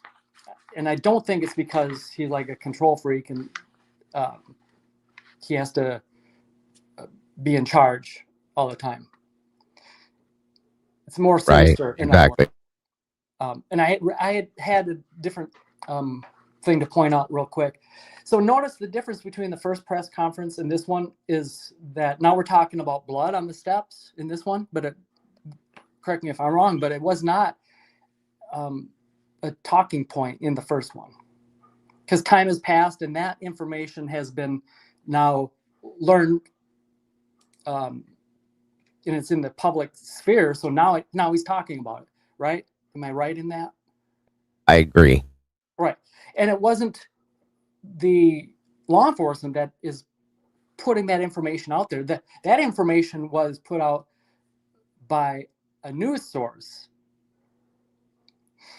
And that is another common thing that we're seeing is they talk about things only when they have to, right? We're talking about, if you want to recall a couple things that just come to my mind, I'm sure there's many, but suddenly we're talking about, the white Elantra in Eugene, Oregon, right? We're talking about the black glove that was found on the side of the property. So again, he's talking about blood after it already came out and we knew something about it. But besides pointing that out, I wanted to ask, has any reporter asked him about blood inside of the home? Yes, sir. Yeah, and I think the answer is what? No, they haven't. We've never learned. In other words, we don't know if there was any blood found inside of the home. No, just by their, the word that we got from it. That was it. There's never been any actual proof of it. Right. Because aside from these two press conferences, there's really no other effort. No. That is a fact. Right. That law enforcement is trying to make to connect with the public and keep us informed. Right. They're kind of just shut it down. Okay. Absolutely. Yeah. Well, hurry up and get through it and move on quietly. Let's not talk about it is what they're doing, in my opinion. Yeah. It's kind of yet another commonality. Of course. Many parallels for sure. Welcome, Miss Mamakins. Good to see you. I have not, I don't know, Kim or any of Hemi or Eddie, have either one of you seen anything on Dateline or 48 Hours on this at all? No. I haven't. That's why I was asking you guys. I was going to point out something about what he said earlier about suspects and everything that they haven't, at this point in time, announced anything about a suspect. Well, I don't know if it happened at this point in time or sometime later. They're constructing traffic stops, and they're just pulling random people out of their cars. That comes later. Yeah, they haven't got to that yet. When they go after Carlos and the other people, right? Yeah, that's what I was trying to. Yeah. So. Yeah, that comes later yet. Last real quick thing I just want to share before we move forward. With that blood on the stoop on the outside of the house by the door there, it would be hard for me to imagine that there's no blood inside of the house. Right. No, of course. Somewhere else besides there as well. And we found out later on, just this past week, that the back door back here was left propped open. I always thought that she had been removed from maybe the garage, possibly, so on and so forth. You're welcome, Mamikins. So I'm curious about those things, which we will get to, of course, but I'm just saying. Yeah, I imagine there is other things, and they've kept this really tight to their chest, a lot of it. So early on, other than the main thing they did that screwed this up, in my opinion, was opening the crime scene back up the first day. That just blew my mind. So I'll say that right out of the gate. But all right, on we go. Heath Yankee is the special agent in charge for the state of Arizona out of Phoenix, and he will come up and speak.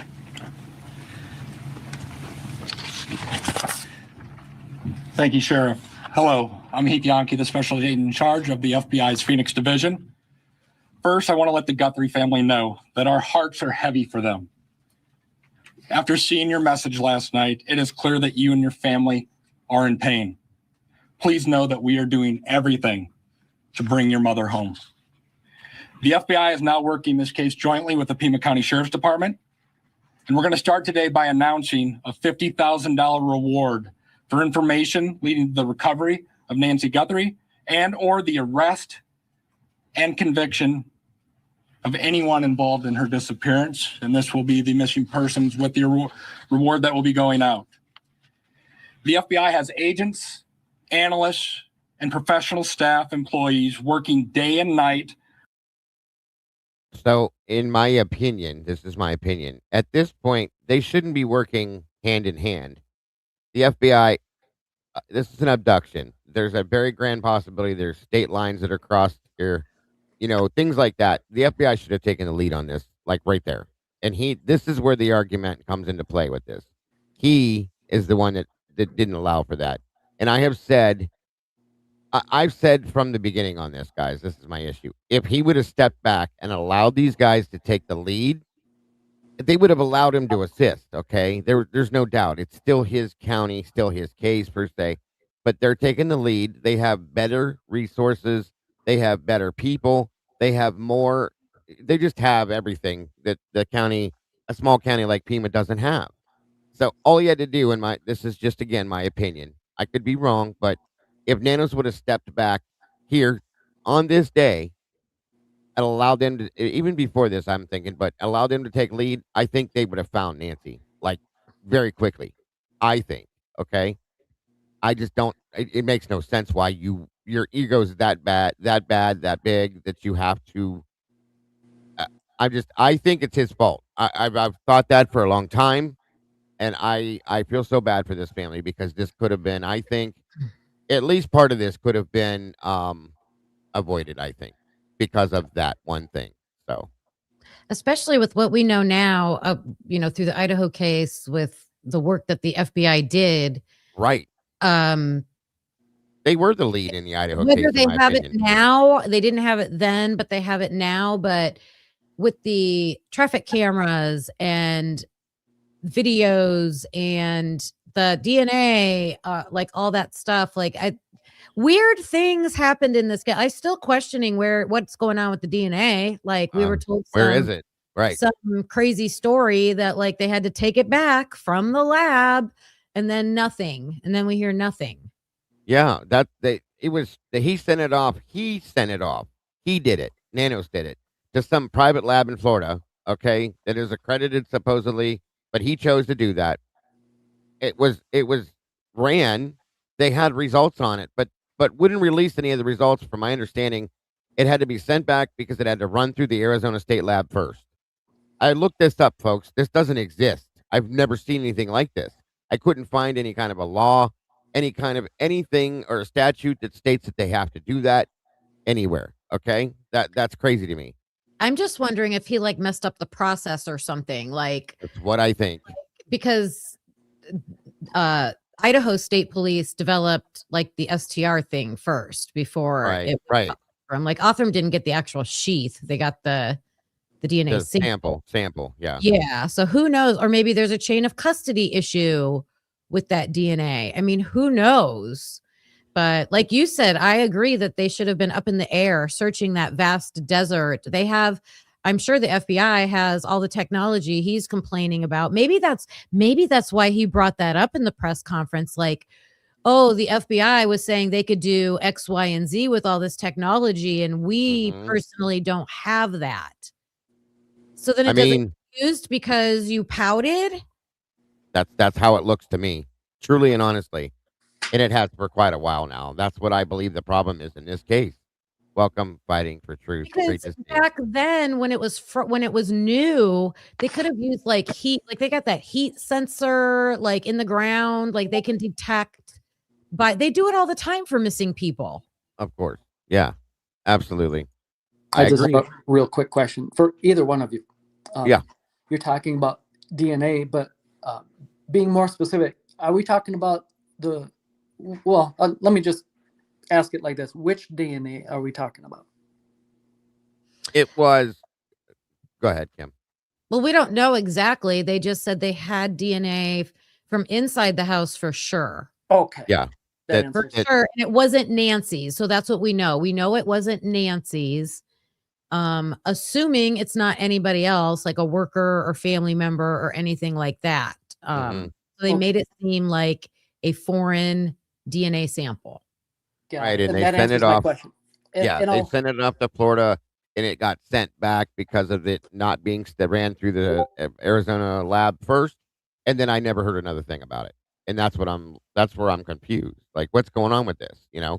So yeah, and just so everybody understands where I'm coming from, in my mind, I had two pieces of DNA in my mind. It was so from my point of view, it was like the blood on the, Nancy's blood on the front step or the glove DNA.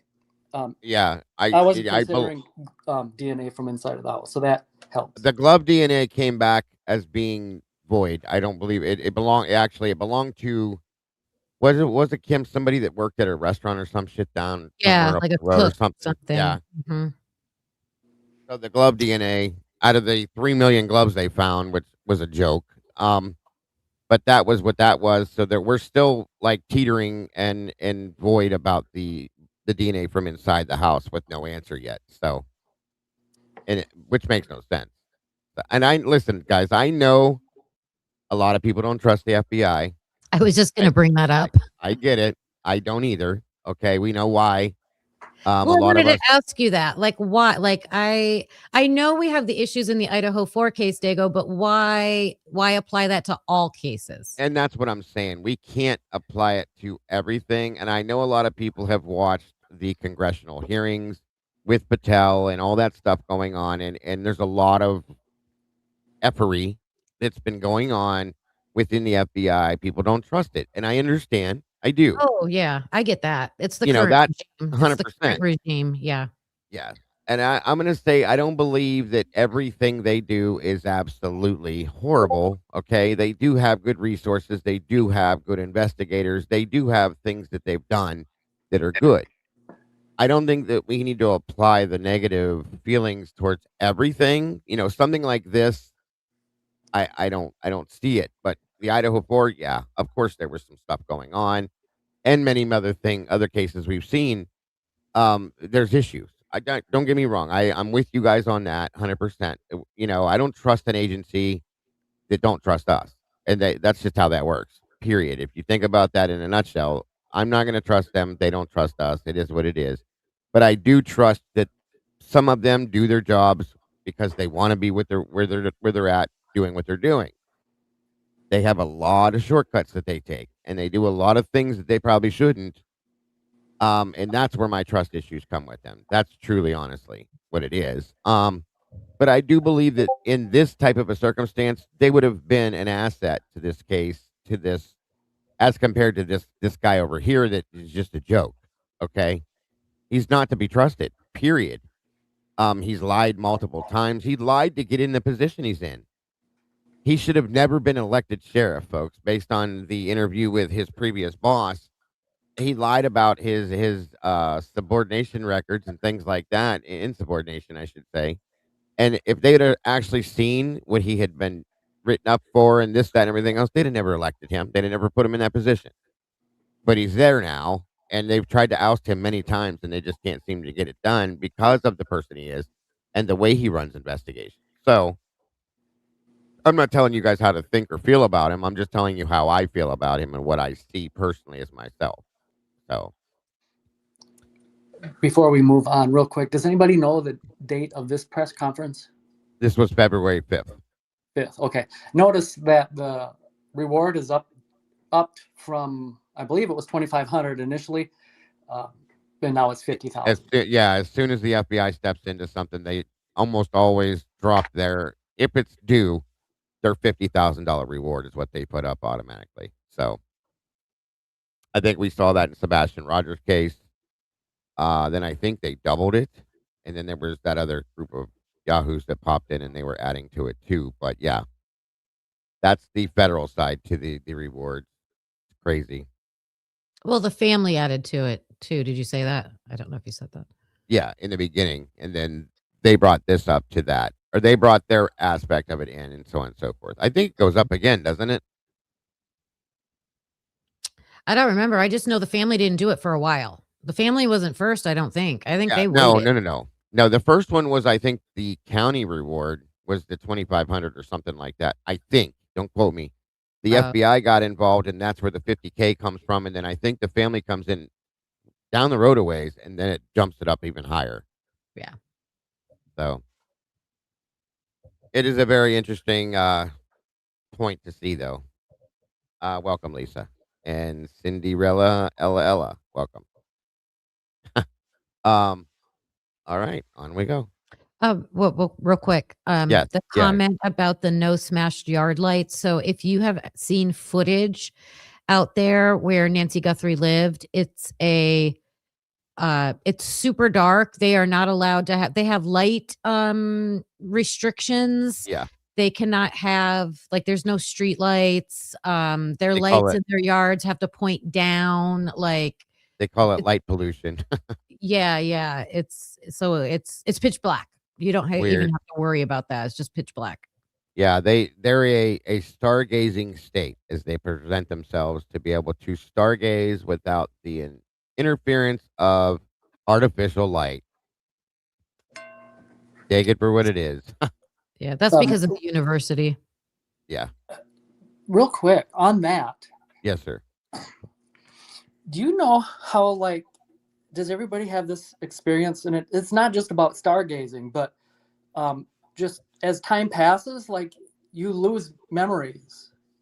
Yeah. Right? I mean, that's just Right. common. So I swear, as a kid, looking up at the sky at night, Mhm. and sometimes, if the clouds, if the conditions were just right, I swear I could see, like, so many stars that they seem to overlap.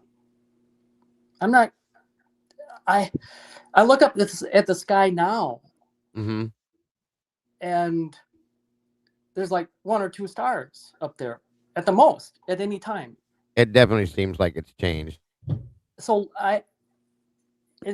when something changes so slowly by degrees over time, it's unnoticeable. But I Right. swear that light pollution is affecting it is a real thing and causing, when you look up at the sky at night, to be unable to see the cosmos. Yeah, well, the larger the cities become, Chicago, LA, California, Cleveland, Akron, you have all these large cities that have these multiple, like, large structures that are all lit up and so on and so forth. There's a lot of lighting out there nowadays, and street lights and LED things here and there. And hell, they lit up our water tower here with all these multiple different lights, which of course comes out of our pockets every month. There's a $35,000 damn electric bill for that we get to pay for. So, yeah, I can agree. There's a lot more lighting nowadays than there was back in the day when we were younger, for sure. Yeah, light pollution is a thing. I truly believe. And from what I heard, looking up at the sky in the desert is an altogether greater experience. Definite. Yeah. So I can see it, And it's like Kim said, it's based on the university because they have a whole what is it called again, Kim? It's the program that they have that they relish. Oh, it's with, like, astrological, all Yeah, the it's a whole space. that's the Yeah. word, that kind of stuff. So, But it makes sense. the issue is, though, Eddie, is that they are sacrificing safety Right. for, a the want or desire to see the pristine sky, which, I mean, maybe there's a gray area. Maybe they're like too far one way. They need to come back because there's like people have gotten hit by buses, like, because even in the downtown area, as soon as it gets dark at night, they do not have enough lighting, so Right. it's causing a lot of issues. Yeah, when Just- you're sacrificing safety for no, I get what you're saying because it is if you're that person and you like to look at the stars and all that, it's a beautiful thing. When you're sacrificing public safety or like the bus stops, for instance, they took all the lighting out around the bus stops and it's really dark. So when you're sitting at the bus stop alone by yourself and there's nothing to light up around you, people are getting mugged and things like that. So that's where the issue had came into play, I guess. So I guess oh yeah, the crime there is ridiculous as soon as it gets dark. right. So I guess what I would do is if it was me to make the determination is in the deserted areas, I would set places for that without the lighting, and then in your inner city areas where there needs to be more safety, so on and so forth, that you could relinquish some of that to give that safety there. It's just I guess a give and take type situation per se, for lack of a better term. So, um. All right. Yeah, I guess that's it then. Anything else to add? Anybody, real quick? Just real quick. Yes, Sorry. sir. No, you're good. You You're had good. mentioned about the crime scene. They reopened it, or they didn't keep control of it, or something similar to that. They released it after the first day. Yeah, everybody recalls. This was probably over a week into this thing, maybe 2 weeks. But JLR had a Domino's pizza delivery. He wasn't aware of it because someone ordered it for him, unbeknownst to him. And then a Domino's delivery person shows up and delivers it to the front stoop of the house. Yep. Just a funny Yeah, it was pretty memory wild. from Definitely pretty wild. A lot of stuff has changed on that avenue too, but yeah, definite. All right, guys. Very interesting stuff. With our partners at the Sheriff's Department. We have deployed additional intelligence and agents from our Phoenix office. We have brought in our critical incident response group from Quantico, Virginia. Members from our cellular analysis survey team are here, and they continue to collect and process digital information. We are actively reviewing and analyzing information from all digital sources, which includes banks, social media companies, phone companies, and any other organizations where a digital footprint could have been captured. All this information provides data points and helps put the picture together. And we will be in the community continuing to conduct a thorough investigation with our partners. You heard about us out there last night. We will be back out there today. I would ask the media, give our investigators the space to do their jobs while they're out there. Next, regarding the ransom letter. We are aware of a ransom letter that was sent to the local media and then to national outlets. As with every lead, we are taking it seriously. We are in communication with the family. And while we advise and recommend from a law enforcement perspective, any action taken on any ransom is ultimately decided by the family. Thank you to those in the community that have called in tips. For anyone out there that may have information, no matter how small you think it may be, please report it. You can do so by calling 1-800-CALL-FBI or online at tips.fbi.gov. My next message is to those imposters who are trying to take advantage and profit from this situation. We will investigate and ensure you are held accountable for your actions. We have made one arrest related to an imposter ransom demand, and a complaint will be presented to a magistrate judge later today. You will get more on that from the FBI and our U.S. Attorney's Office here in Arizona when it becomes available. Real quick, everybody, pause. Has there been any follow-up to that? Not that I can think of. Not that I can recall. I haven't seen nor heard anything. I don't know. Kim, have you heard if there's any follow up after that statement? I know that the first guy, that there was one guy that they had that sent the false ransom note, and Yeah. I mean, he was persecuted, you know, He was arrested and prosecuted. Yeah. But there would be a Besides that, public, wouldn't there be a public, what, like case file or I file? they put charges? out information on him, but that was it. And then after that, there was nothing more. Yeah, I didn't really hear like a big, you know, someone covering it, like what happened to him or anything. You might be able to find. Might Maybe be in able to find, yeah. California is where he was arrested at. It may show up Yeah. there if you can remember his name. And then the other stuff, now they're saying more recently that there's a possibility that the other two ransom notes may have actually been like plausible, you know, realistic. So this thing has been so all over the place. That's what my problem is with it. Well, here's my problem. I feel like there's like a taboo area in, you know, of discussion that we're not allowed to go there Mhm. type of discussion point. And Sure. getting Right. back to motive, it's like, I mean, put your thinking caps on, everybody. Really, what could the motives be? And if you try to neighborhood and list them, tell us if you see something. Right. I'm trying to get rid of this. I'm sorry. Keep talking. I mean, Sorry about that. I'm just going to say it. I'm sorry. Well, no, I'm not sorry. You don't need to apologize. Look at the chat. There you go. That's what I was doing. Okay.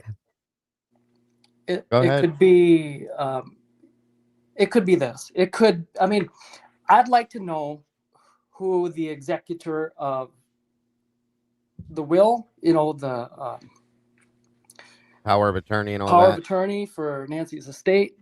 Yes, thank you. I'd like to know these things because that Right. matters. It does. I've always said that. Yeah. Was she? I mean, she was sound mind, right? Yeah, And- absolutely. She was like he said. He even said she was sharp as a tick. She just had some physical, you know, limitations, right? limitations. Is really 84 years old. Who doesn't? You know what I mean? Right. I mean, was she outliving her inheritance, so to speak? I mean, that's a real thing.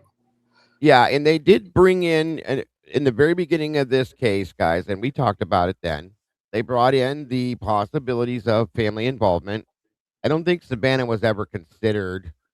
I'm sure law enforcement did, but most of us, when we discussed it and talked about it, really never looked at Savannah in that aspect because she was closer to her mother than anybody.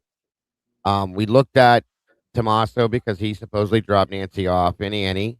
They were looked at, I believe, by law enforcement, multiple agencies in law enforcement, and many people accused them and still are, including, but not to leave out, Skeletor herself, who was a very close friend of Savannah, Ashley Banfield, and turn, which is probably why I believe she ended up not any longer being part of News Nation.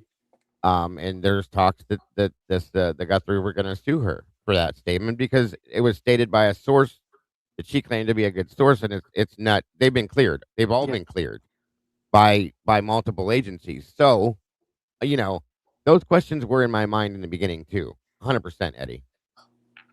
So I agree with you. They're definitely important things to look at.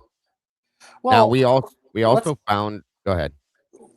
Let's review that though, because that's another commonality between these two cases. You got Skeletor being the first to put out, because she has these sources, the first to be the one to put out the facts, right? And oftentimes the facts were right in the Idaho case, weren't they? Yeah, definitely. So rather than being so quick to dismiss because they were proven otherwise, what if that was true? You know, no, of course. The sibling, one of the siblings was, you know. Absolutely. That's where I was at for a little while, you know, quietly in the beginning, quietly thinking about Cameron and Annie and Annie's husband and Mhm. so on and so forth, thinking, hey, could this be that, somebody's struggling with money? I think we had that conversation about Annie and her husband being a professor and a school teacher, having a $600,000 home. Those things. Is this something that could be? I wasn't like smacking him with it. Right. Was there debt? Was there any gambling issues, etc.? Exactly. Yeah. I definitely, we talked about it and discussed things nicely because, you don't want to do that without absolution. But Right. then there in turn, they were looked into pretty heavily, I think. So, Well, we think. We don't know. There's no I way to think, know that. yeah, I think, right. No, if that is the narrative that has to be shut down for whatever reason, Mm-hmm. we'd have no idea of knowing that. We just Yeah. can't. In other words, we just can't go on and say, well, that has been disproven, so it's got to be something else. I mean, not if that was actually what it truly was, and we're just having the wool pulled over our eyes. Which definitely can happen. That's a fact. You have to look at it in reality spectacles, I should say. So yeah. So I can agree. So where I'm going with all this is, of course, because it's problematic, because that's really the only thing that makes sense. And now coming out with all these ransom, right? Because that's the only other thing it could be. Well, there is another part to that. Real quick though, let me thank you so much, Sluther, for these 10 new memberships you just dropped in here. As always, you're such an amazing and generous person. Panda Hug, Aries Joy, Mary Simmons, Lady Beanbug, Jenny Boom, Sturmoon, Crystal Lees. Oh Lord of mercy. I'm Clit. That's all who I am. Okay. Internet Voodoo, Canadian Girl 180. All of you guys, congrats. Welcome to the sauce. And thank you again, Sluther. Absolutely amazing. Always so generous and so wonderful. Thank you so much for that. So Eddie is from Minnesota, guys. He does have that little tinge to his voice. Yes. There was, and Kim, I think you might be able to reiterate. You remember this? There was and we're coming up on that here in a few days, I think, into this case after where we're at now. But there was a traffic stop by somebody that I swear to God was the guy we see on camera, but I'm probably wrong. There was a traffic stop, and then there was a house raided by the rest of this guy's family. They stopped in traffic. Oh shit! What was his name? Daly. You remember the name, Kim? What was his name? I can't think of it right now. They've been so quiet about him. You're Oh my talking God. about the husband? No, the son. There was a house raided in Tucson of the mother, and she had two sons. The one son and the mother were at the house, and the other son was stopped in traffic. What? Carlos was the initial stop in traffic. They raided his house too, and he was completely cleared. But then there was the person that I swore to God was the guy that we see on the ring cam. Looks just like him to me, but like I said, I'm probably wrong. I'm looking. Well, here's the thing. That guy, okay, whatever his name ends up being, Luke, one of you guys. Luke Daly. Luke Daly. Okay, thank you. Him.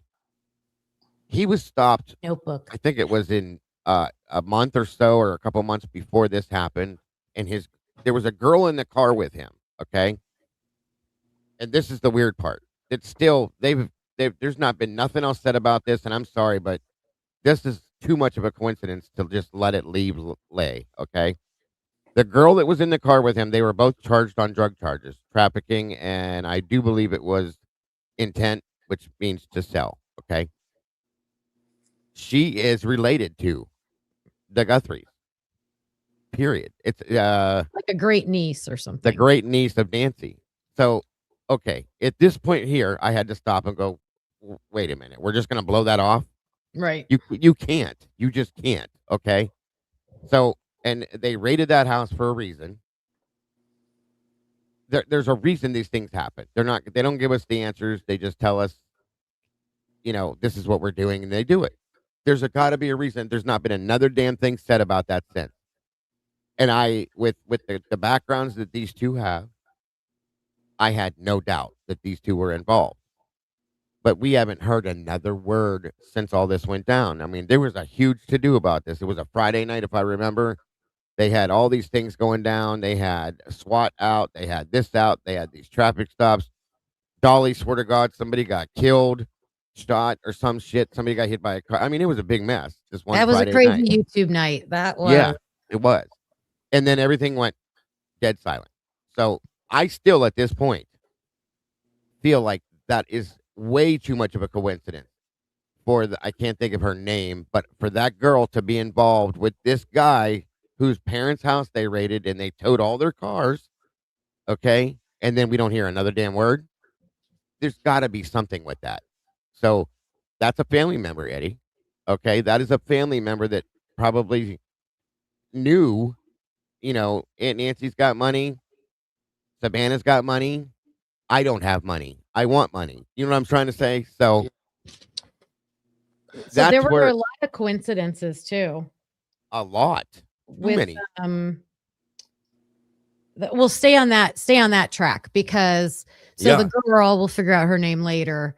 But so we dove into that, right? So we did some digging, and she was in jail pending trial or something, right? So Well, she got picked up a couple days after the abduction happened, yeah.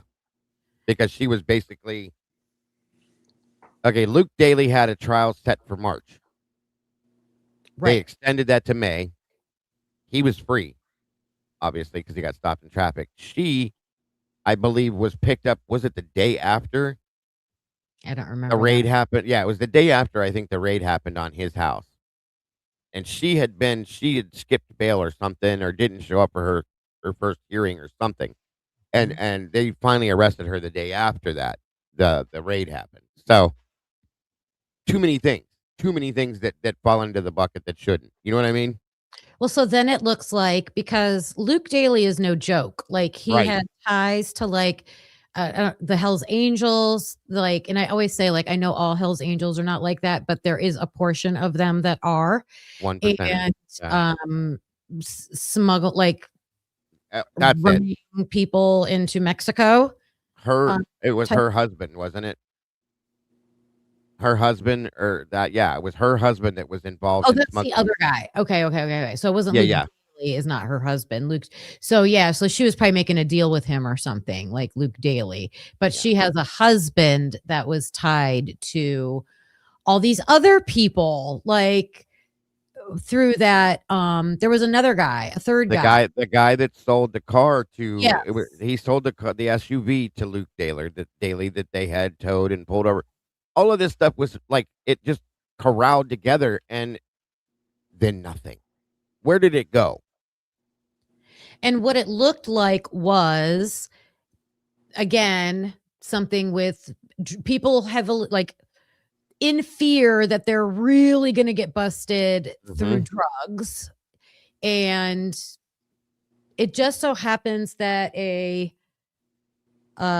wealthy public figure, well, Nancy's not public, but the daughter or the mother of a highly public figure gets kidnapped for ransom or something. Was it like a message for the girl to keep her mouth shut?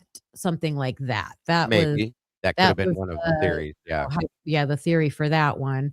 And then the other one was the house where the mother and son got questioned the same night, that same Friday night. Didn't someone from the church own that house? That's what I remember hearing. Yeah. Yeah. So it's just weird. And Weird then coincidences that you would think would at least possibly be investigated. and not to mention Carlos, the other guy, Carlos, who they were following him. He realized they were following him. He pulled over, gets out. They have this whole thing that goes on for 8 hours. His wife and daughter were in the car. He's in the car. He's the delivery driver. He drives a white car. One of the cars that was towed from the Daly house was a white car. The car that they finally catch on camera is a white car. So all of these things are just coincidences. and you guys know how I feel about coincidences in any kind of a case. I don't believe in them for the most part. If it happens, that usually means there's an involvement somewhere. So, so there's that, Eddie. Okay. There's some other. I don't know if you saw that stuff. I'm guessing you did. Some But of that, no, it's new to me. But yeah, I just keep thinking of those pictures. I think we've all seen them of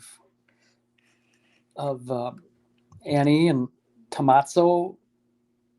If I'm mispronouncing that, don't mean that's to. close enough. Close enough. We all know who I'm referring to. Yeah. With their hoods over their head, they don't want to be photographed. You can tell. They're hiding under their hoods in their vehicle. Everybody seen that? You recall that? I do. I do. That means nothing. I understand.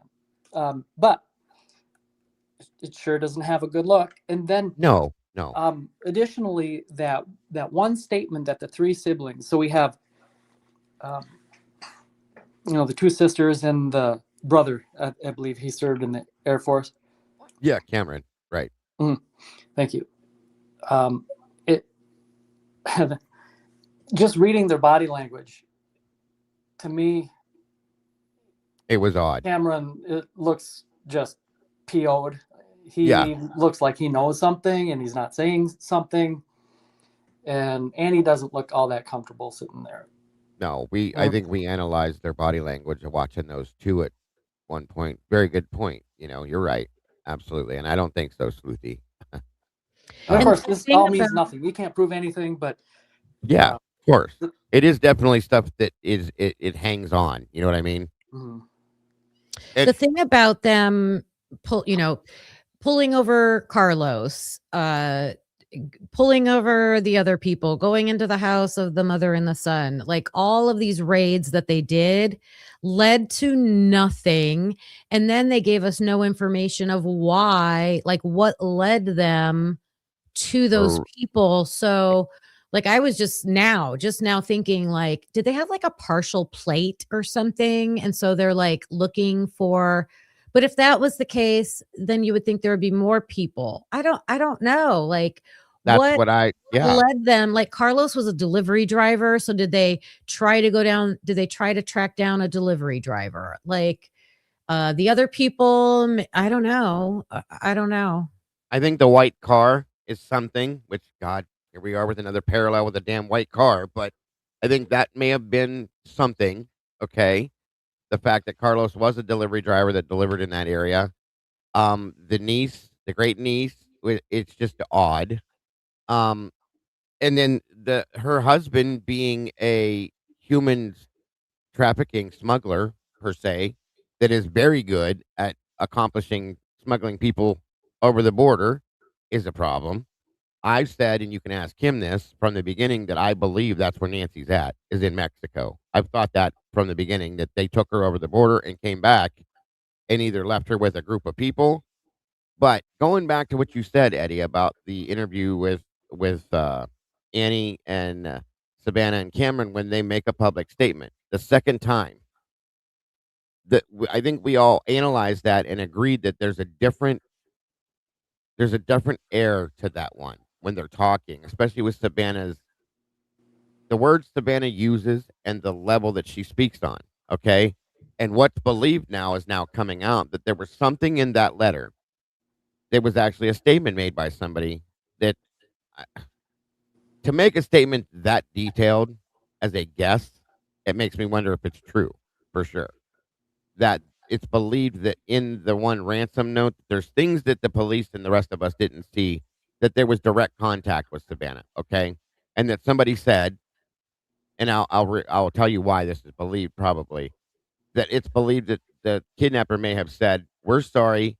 We didn't realize she had a heart problem. And unfortunately, she's passed away." And then that's one of the statements that made in this letter per se, or a contact that was made to her. In turn, when she speaks on this, she says, "We understand." Sure. But we still want to, how did she say it, Kim? Celebrate. Something like, yeah, we want to celebrate with her. She said celebrate with her, which was, a lot of us took that as, a celebration of life after death. Right. So Yes. And I can believe that's possible. And then it went dead. Everything shut down other than that stupid shit going on with TMZ, which I think at this point was a joke, but maybe not. I don't know. Um, but everything just kind of went dead silent after that. So my thought was is that they did take her over the border and put her in the hands with somebody else to watch over her, and with her having the heart issue, she stressed the hell out, freaking out, and maybe did pass away. And now these people are trying to clean their hands by getting rid of anything that they had an attachment to with her so that they can't be busted. So they probably could have over in Mexico, you can do whatever the hell you want, basically. People do crazy shit over there. They could have very well buried her somewhere, walked away, and washed their hands as if they never existed, and cut any ties that they had to the situation. Is what my thought is. Or, like Kim has said, being the where she lives at, they could have just buried her somewhere in the desert out there, and good luck finding her at that point because it's so vast. So Another thing that was interesting was that very same night, during the middle of the night, there was a 911 call that someone was behind a car and the back door was open and a Yeah. female was hanging out screaming. yes, exact same night. I remember that, which was very interesting. So then there was also talk of if I remember correctly, a private plane taking off from somewhere near there at an airport, a local airport. I mean, all of these things, okay, were going on at the same time, and we've got nothing on any of this stuff. No updates, no follow-ups, no nothing. It just went dead. And this case went absolutely cold really fast, in my opinion. Really, really fast. And again, my opinion, as much as people don't believe in the FBI, if the FBI would have taken a lead on this, they would have been able to do certain things that Pima County couldn't. And I think it would have changed certain situations, I think. So I just don't understand why Othram isn't solving the case. I know. That should have been done by now, knowing how they are, you know? Yeah, I mean, Very good point. Very good point. Well, So Sluther, real quick, Sluther has a couple good points. I think she died that night. I would agree. Also, I think she could have, yeah. Yeah. Definitely. The ransoms are very suspect because of Harvey Levin. I think that the ones with TMZ were definitely suspect. I don't trust in those at all. But I do trust the initial. At this point, I slightly do trust. What is it? The initial two that came out for one of them. I know was the guy in California. That was another one too. But one of them, at least one of them, I think I do trust because of Savannah's reaction to some aspect. The rest of the stuff that happened with TMZ, I'm really like, what the hell's going on with this now? I almost wonder if Levin did it himself just to get ratings. Truly and honestly, Well, that would be easy for the authorities to figure out, wouldn't it? it would. It should. Yeah, you would think it definitely should. But he's making claims that the FBI is very interested in those emails that he's getting and so on and so forth. But guess what? Where's the follow up to that? Has anybody heard another word from Harvey or anybody else? No. no, the Nothing. last thing he was heard saying was, they're really interested in the letters we got. They're really, really interested in them. And then it goes dead completely. And I'm like, that's a lot of interest there, buddy. It just doesn't. That's why I'm doing this today. None of this has made any sense. None of what I mean, Jesus Christ, you guys, we could have probably solved this faster than they've done. It doesn't make any sense. In one aspect, you look at this and you see what looks to be an amateur, but then at the same time, the way we're not getting any information on this, it seems as though they have no idea what's happened. And that's hard to believe with the resources that are being put against this. You know what I mean? So Another it's a pattern, mess. real quick. We're on Yeah. this topic. I might as well put it out there because you'll never be able to prove this, but it looks like a pattern. When, if we're talking about the Idaho case in this one, notice how the government Right. has a way of weaponizing ideas, and they broadcast it using the media as the mouthpiece. Definitely. Everyone knows what I'm talking about. Everyone has seen it and can feel it when it's happening. These ransom notes, notice how they came out through an outlet like TMZ. Yeah, which everybody questioned immediately. Like, of all places, why TMZ? Yeah, it's suspect. So why not NBC? Savannah's mother station that she works for, or the network she works for. You would imagine they would go to some like NBC or the Today Show or something, not TMZ of all places. That's beyond suspicious to me. So if you connect that with this last idea, is it possible that the family is being played? These ransom notes, although there might be one or two, who knows, that are copycat ones that authorities can figure out who did it and then take action against them, whatever. But the ones that are supposedly the, quote, got the air quotes going, the authentic ones from the bad guys, right? Yeah. What if there's no such thing as bad guys? Those are from the government, the state, the agency, however you want to say it. And they're, of course, the state, the agency knows this, but they act like they think and they believe that they're authentic to, just go along with fooling the family into believing it. Uh-huh. Is that possible? I mean, sure. Anything is at this point. I agree with that for sure. Anything is possible. And we've seen crazier things happen in different circumstances. For 100%, yes. You could definitely manipulate a family of a loved one without fail, making them believe certain things if they think they're going to get something from it. You know what I'm saying? You can Oh, yeah. it can also be, either they are unaware and are being fooled. I mean, it's also possible to get a family on board and to totally overlook true justice for a loved one because of whatever motivation there is, that it's better off if they do it that way than to blow the whistle and to draw attention to the truth. Yeah. No, agreed. That's a good point. And that stuff being said, I'm going to jump to Savannah coming forward, and then we're going to go back up at some point to something else. But I want you to see this now to understand certain things at this point. I want to jump to the interviews that Savannah did with Hoda Kotb. Is that how you say her name? Kotb.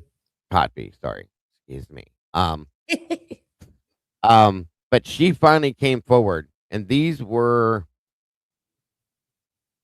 March 26th was the first one. There's 3 of them that I think I know of. Yeah. Mm-hmm. She did interviews.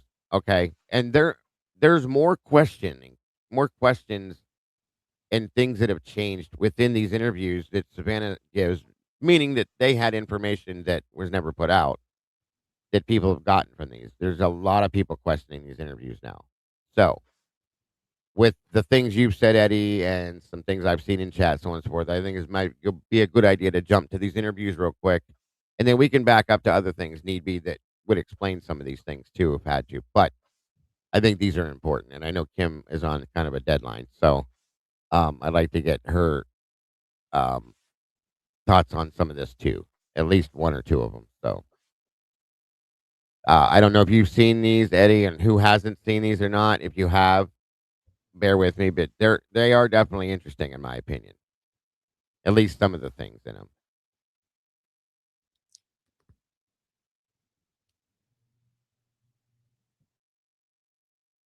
Back to the day. It was, I guess, a normal weekend for you. Yeah. The weekend your mom went missing.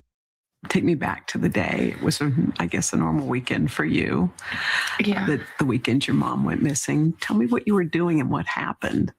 Well, I had given Mike for Christmas a boys' trip to go play tennis. And so he had been gone for the weekend. So I took my kids actually to Carson's. Mm-hmm. So we had a beautiful, fun night together. And then I came home And really, it just got home at the same time that Mike came home. We were just saying hi, putting down our stuff, and the kids were running around.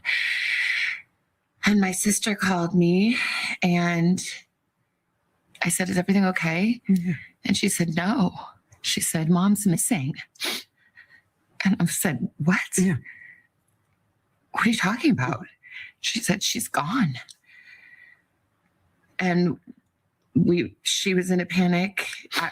I was in a panic. I'm like, "Call 911." Yeah. She's like, "I did. We called them. They're here." And we thought that she must have had like some kind of medical episode in the night, and that somehow, the paramedics had come because the back doors were propped open, and that didn't. See, that's the first time that statement was ever made. The back doors were propped open. They never said a word about any of that up until that point right there. Never. Which I thought was kind of wild, but okay. You're holding that the secret for whatever reason. That's fine.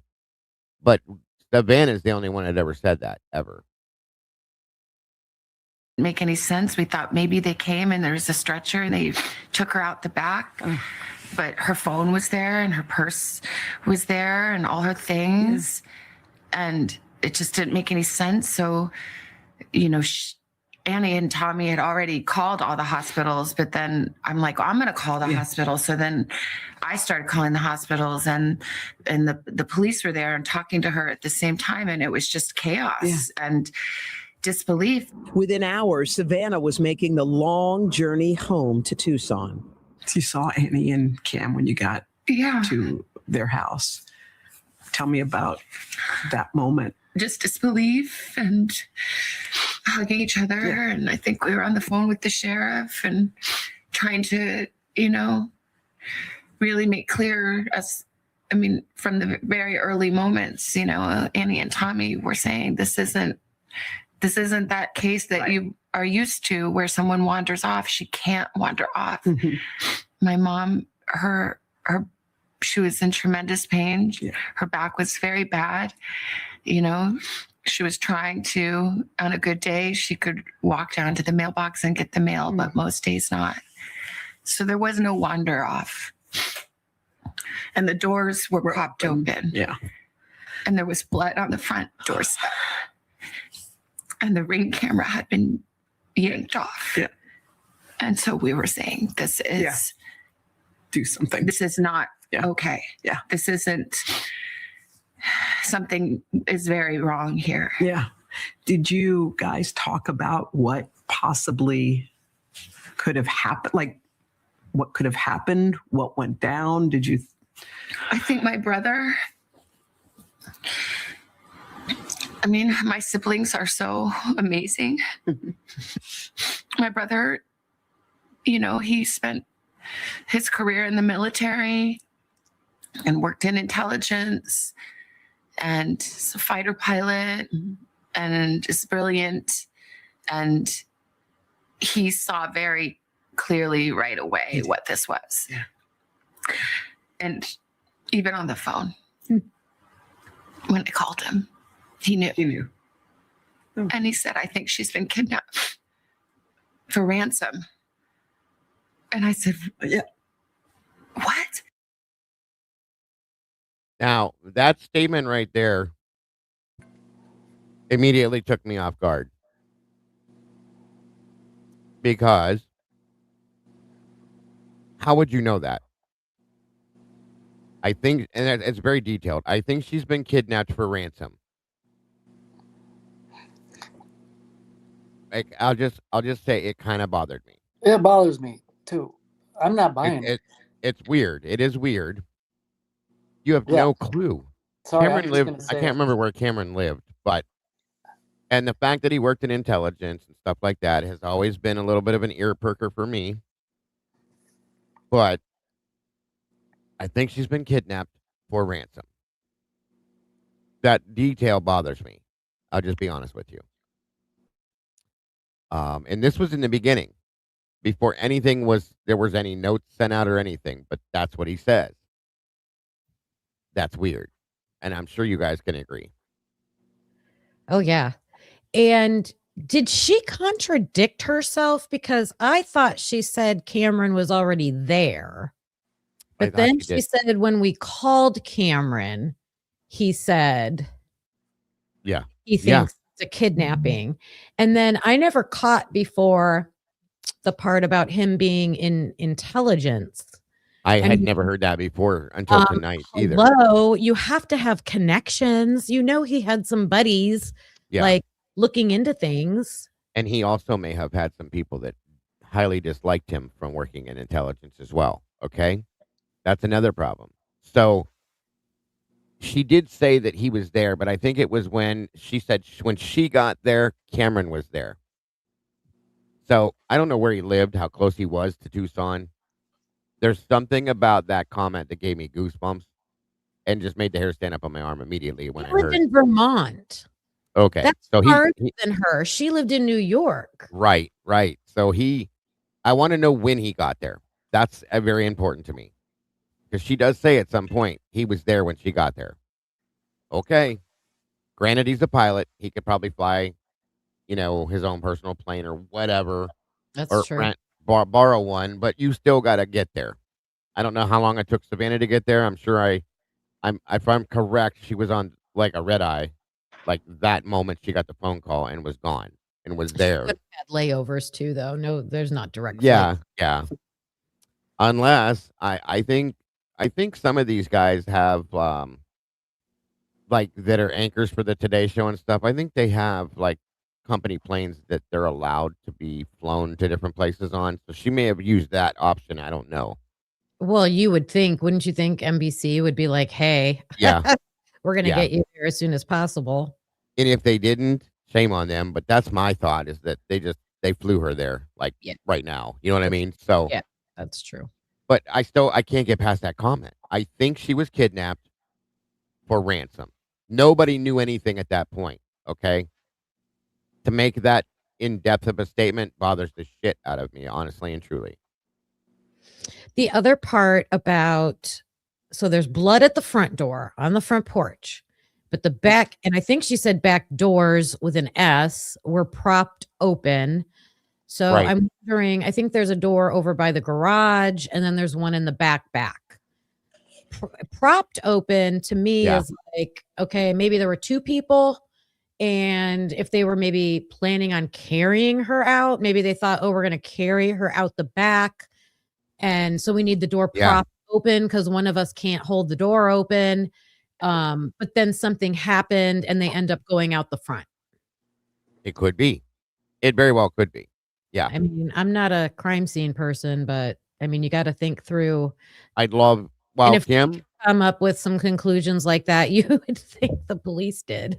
I think if we could get photographs of the way the scene looked with the doors propped and things like that, we probably could come up with something because of what we do. But we have never been shown that. We were never told that. We have no clue that that was even a thing until she just now says that, which is a problem too. Yeah.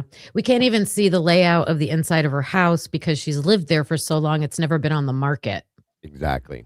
Yeah. 50 plus years. So yeah.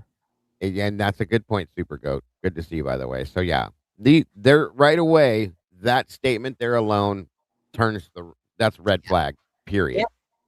So, and we haven't even gotten that far into it, you guys. Just saying. Yep. Well, why? What? And then, I mean, it sounds so like how dumb could I be? But I didn't want to believe. I just said, do you think because of me?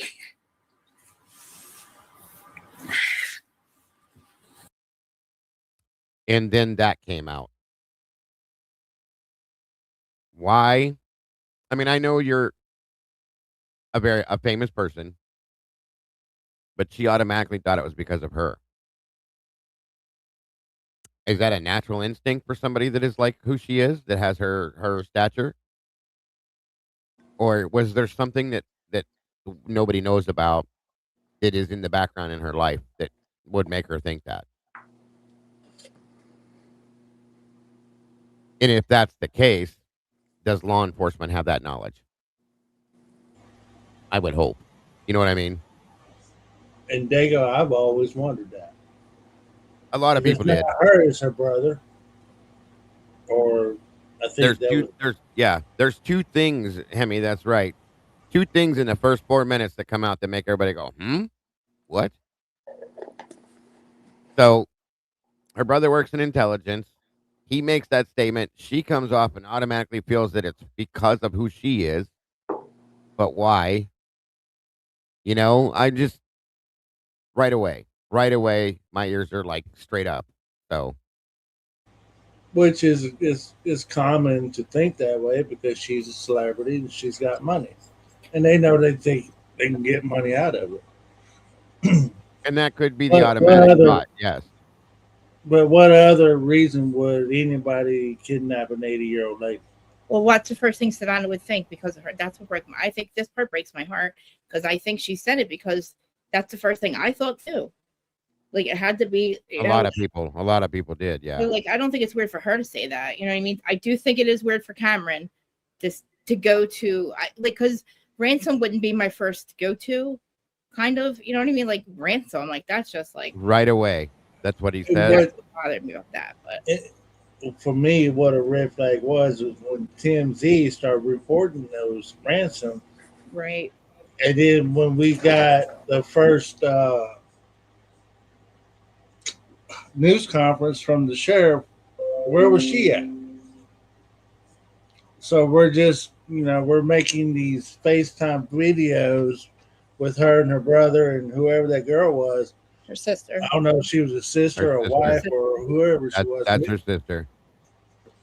So I'm just saying, there's a lot of things that's just weird. I mean, after this interview, though, I feel like they don't know anything more than we do. To me, it seems like they were just hanging on. I think the first two ransoms probably could have been true, like the ones that went to the news place that was local to them.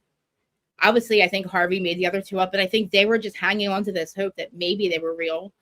And maybe, but I do agree, Dago, too, what you were saying about like, I feel like they probably did reach out and say, look, sorry, but she passed away. Like we these ransom notes were sent out before we didn't know she had a heart problem, something, because that second interview or our Instagram was kind of like so different than the first. But after watching this, I feel like they were just hanging on to hope with that, I think. Oh, more than likely, yeah. And just thought, let's just put it out there to them. If it's real, it's just in case, because I mean, goddamn, like, I mean, and too, like when your sister calls you and you're like, okay, Eddie, and you're like, your mom's missing. Like, I can't, like, oh my God, your heart drops. Like that's the beginning of the beginning of something in your life that changed forever. And it's just heartbreaking to see her. Cause I feel so bad for her right now. I do feel bad watching it, but I'm sorry. I do think a lot of people do. Thanks for having me up, though, by the way. Oh, welcome. Good to have you here. Mm-hmm. Sorry. I'm sorry, sweetie, but yeah, maybe.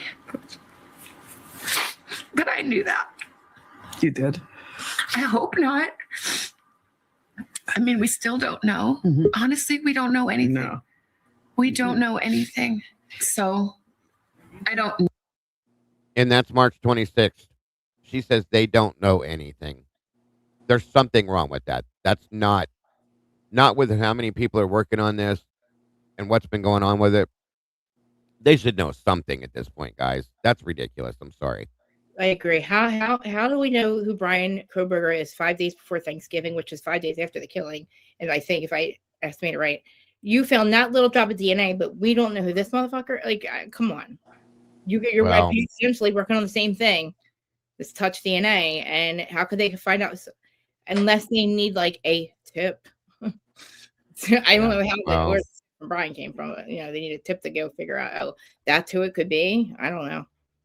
Right. Like I said, March 26th, this was filmed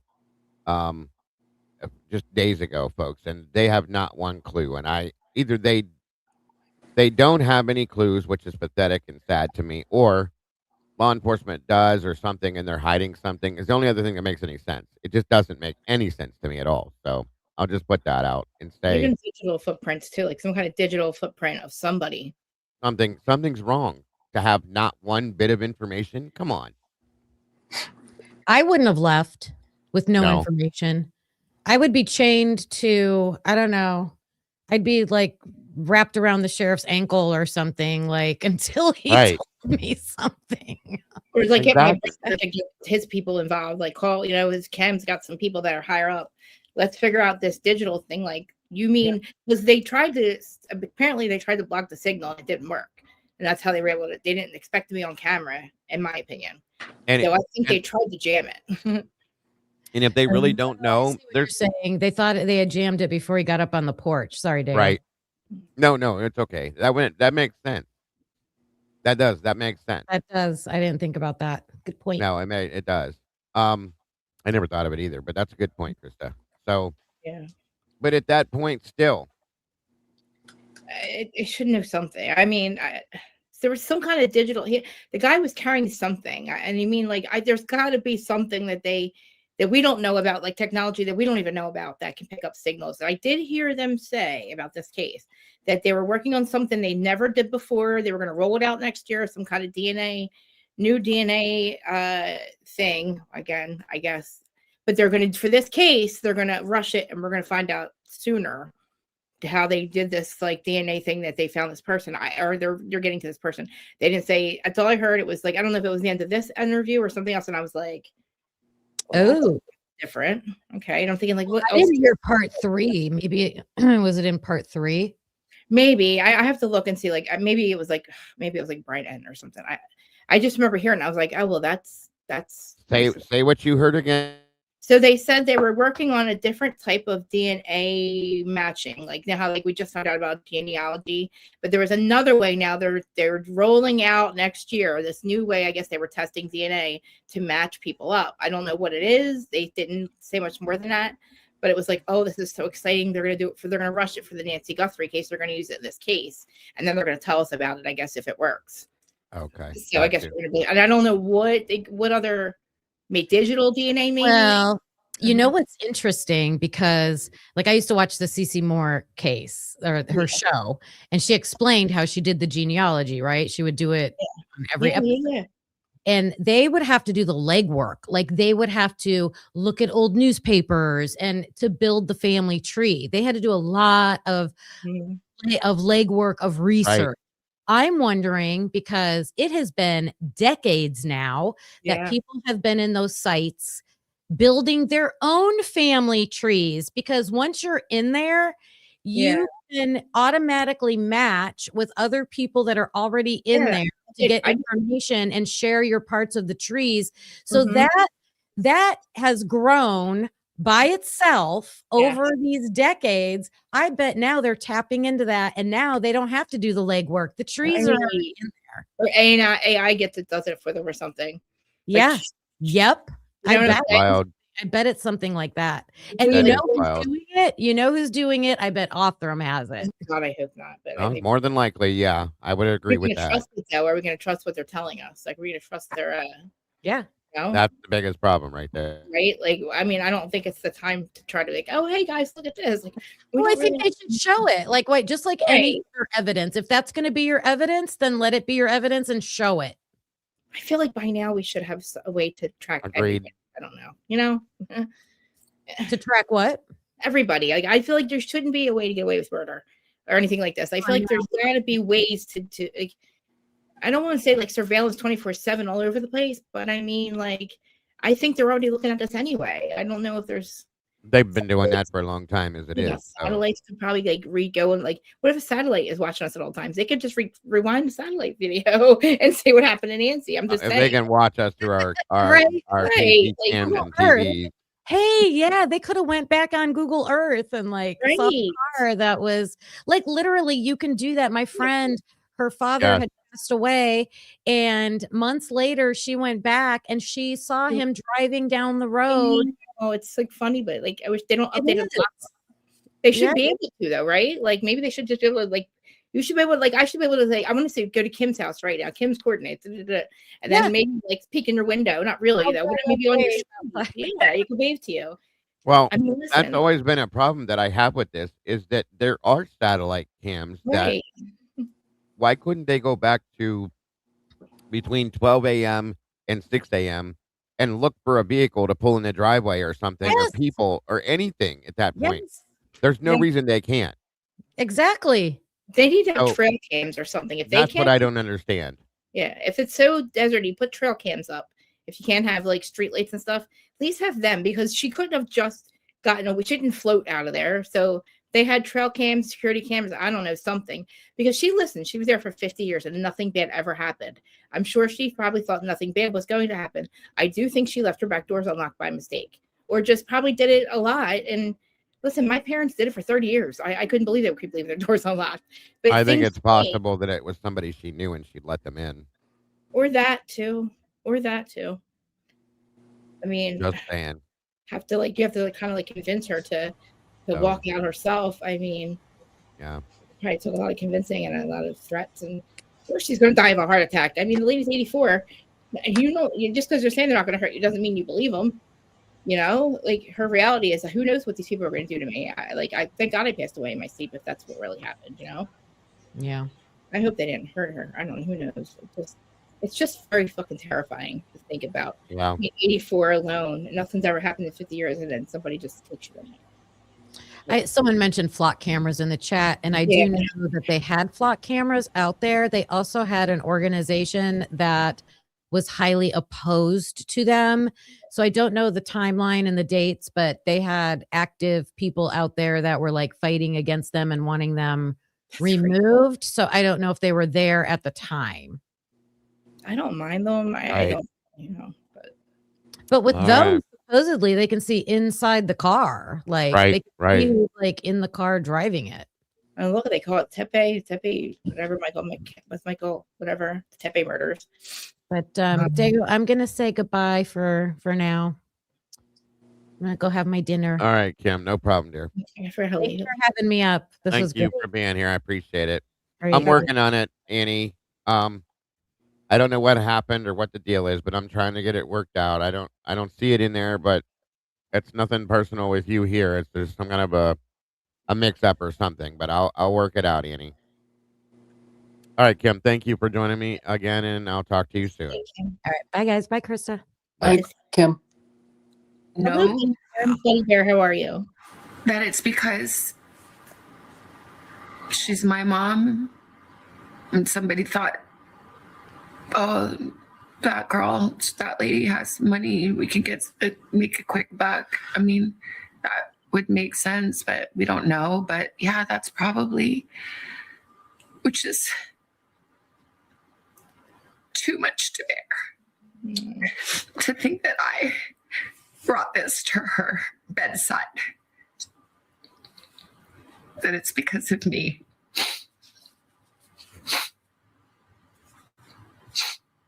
And I just say, I'm so sorry, Mommy. I'm so sorry. I'm sorry to my sister and my brother and my kids and my nephew and Tommy and my brother-in-law. I'm like, so sorry. I'm so sorry. If it is me, I'm so sorry. I'm so sorry. We want to thank all of you for the prayers for our beloved mom. In the initial days, you and your sister and brother sat together. In all the despair, you sat and managed to think of words to say. How were you able to do that in that moment?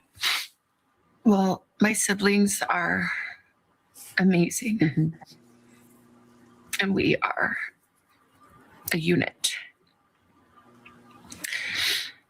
And I talked about how brilliant my brother is, but my sister is equally brilliant and also has special powers of intuition and faith and language and depth and heart. And I feel like we came together with all these beautiful gifts that came from our mom and dad and from God. And somehow together we did our best to come up with the words to say. And I haven't posted one thing or said one thing that the three of us haven't decided together. It is surreal. It's how is it possible that we are having to make a video speaking to a kidnapper who took an 84-year-old woman in the dead of night in her pajamas with no shoes, without her medicine. This little person. And to beg for mercy. In the days that followed, multiple notes demanding payment were sent to various media outlets. The notes or ransom requests came. Did you believe those to be real? There are a lot of different notes, I think, that came. And I think most of them, it's my understanding, are not real. And I didn't see them. But, you know, a person that would send a fake ransom note really has to look deeply at themselves. Yeah. To a family in pain. But I believe the two notes that we received, that we responded to, I tend to believe those are real. Really? When the Ring camera video surfaced and you could see who that person was, just tell me what you thought when you saw those images of the person who took your mother. I mean, it's just absolutely terrifying. Yeah. It's just totally terrifying. And I can't.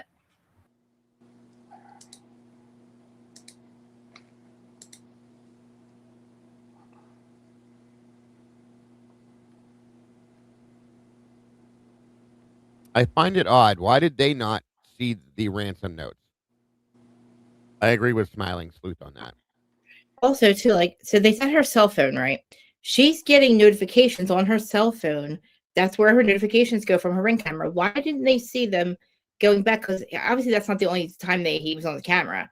Like, there's got to be other notifications, like for him being around, I don't know, around the house, because if they have her cell phone, all they have to do is look and see what time he was there, and like more than what we saw, in my opinion. Like, I don't know why they're not admitting to the fact that you didn't need Nest. You could just go on her phone and see what notifications she had and see what they were, even if she didn't have a description. What the fuck's the point? She obviously would get something to her phone, you know? Right. What's the point in having it, you know? Yeah. So I just think it's weird that you're like, oh, we have her phone, but why didn't you tell us about the notification she got from her? It's crazy. And that's a good point. And I don't know what is going on here, guys, but it's just so much weird at one time. So why not leave the note? Leave the note there. Why not? Why didn't you leave the note there? Isn't that what they usually do? And we don't know for a fact that they didn't, Krista. There True. may have been a note left there that they just haven't told us about. So, what's up, Eddie?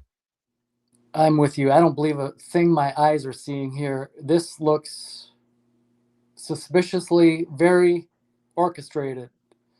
It's really odd. I'm at the point when I see anything from legacy media, I'm skeptical.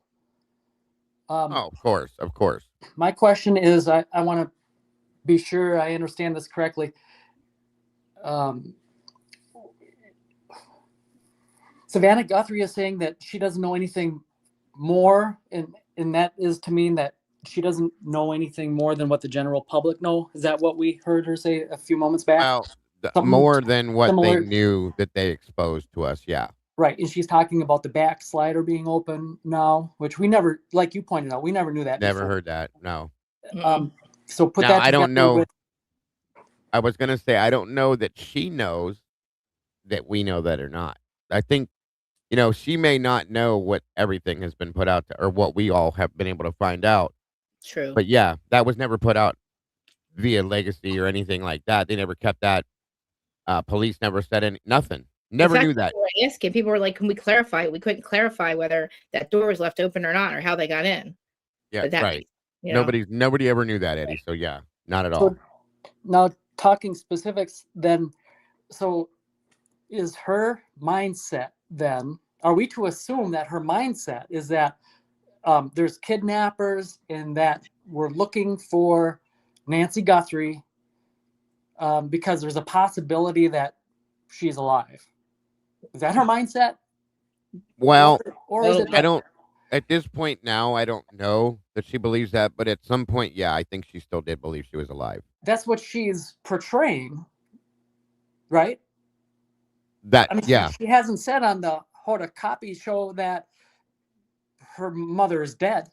No. She gets there. One of the parts she says, we believe she's gone, I think. Yeah, she does say that. Eventually. But back then, Eddie, like when they were putting out those Instagram things, I think they were just holding on to hope that they were real. And then just in case. But here's the thing. Like I said, you guys earlier, on the second time she put her Instagram out and she says, "We understand." Weird. Yeah. I think at that point she was told that Nancy died. That's my opinion. I agree. Yeah. That feels like leaving the family and out. To me, that feels like it's a phony ransom note. Right, or something. Yeah. Could be. Yeah. Absolutely. That gives them a reason to not pay it. Well, she says at the end of that, I think isn't that where she says we will pay? Like a separate $1 million. If you get if you show us where she is. Basically, yeah. And then nothing. Then nothing. There was nothing. There was no proof of that. There was nothing. She said, "We will pay," after she makes that statement, and then nothing happened. We don't know. There was some kind of a drop in the Bitcoin account of like $300 or something weird like that. And I don't know if that was to test it or what the hell was going on, but everything was just a chaotic disaster and still is. None of this is, I mean, excuse the phrasing, folks, but this case is lined with nothing but fuckery. It's insane. Did you hear about the sheriff, how all of his people voted him not something like, that's unheard of for them to all vote against his integrity or something like that? Everybody, nobody likes him in the department. Nobody. I'm like, that's weird. I don't know. Maybe because of this case, it boosted people's opinion of him, and that's what's going on. But he should just resign at this point. Oh, that's what they want him to do because he's lied about many things and so on and so forth. Real quick, Kat, I'm working on trying to figure out what's going on with Annie's account on my side of things. If it isn't, we haven't been able to find anything yet, so it may not be our side. It may be YouTube. And that might have to be looked into, but we're looking into it because she's not supposed to be blocked. So I don't know what happened. Watch, I never heard of that either, Fran. So I was asking about what was said about the Apple Watch being hidden in blankets. Where did that come from? That's where I think we're coming up on that next. Oh, okay. So, that's something I didn't hear either. Yeah, I think that's in here somewhere. So thank you, Fran. Hemisphere, say hello or just anything random. I'm listening. Okay. I just want to make sure I can hear you now because I don't want to step over you. If I can't hear you and you're talking, I don't want to be, stepping in. You can hear all of us now then. I can hear everybody now. Okay, good. Thanks. All right, on we go, guys. It's you, Eddie. Imagine that is who she saw standing over her bed. Yeah. I can't. It's too much. Yeah. And I'm glad and grateful to the investigators and the technology companies that were able to find that video. Do I hope, at least with people of good heart and compassion, stop the irresponsible and cruel speculation that had started to swirl. Let's talk about that for a minute. I'm glad that people saw Yeah. what came to our door.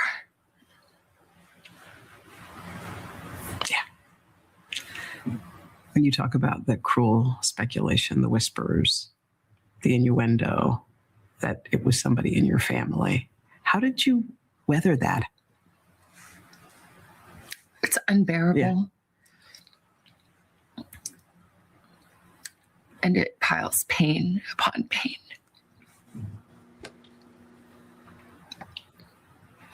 There are no words. There are no words. I don't understand now. And this is why she needs to speak out on what Banfield did. They were supposed to be good friends, and that was horrific to do that. I'm sorry. Exactly. When she just said that right there, I was like, and that piece of trash kept that, and she still keeps it going. I think she swears on her person, her whatever. She does. And they, You know what? You're telling the sheriff that his sources, that his people are ratting on his crime. You know what I'm saying? You're basically saying that somebody's going behind the investigation's back and telling you things. You know what I mean? Yeah. Piece of shit she is. Sorry, Eddie. No, I totally stepped on you there. Didn't mean to. Here's what I think. I'm getting more skeptical because this seems like controlling the public, how the public views this whole thing. It's like steering public's opinion about speculating about family members. And we talked about this.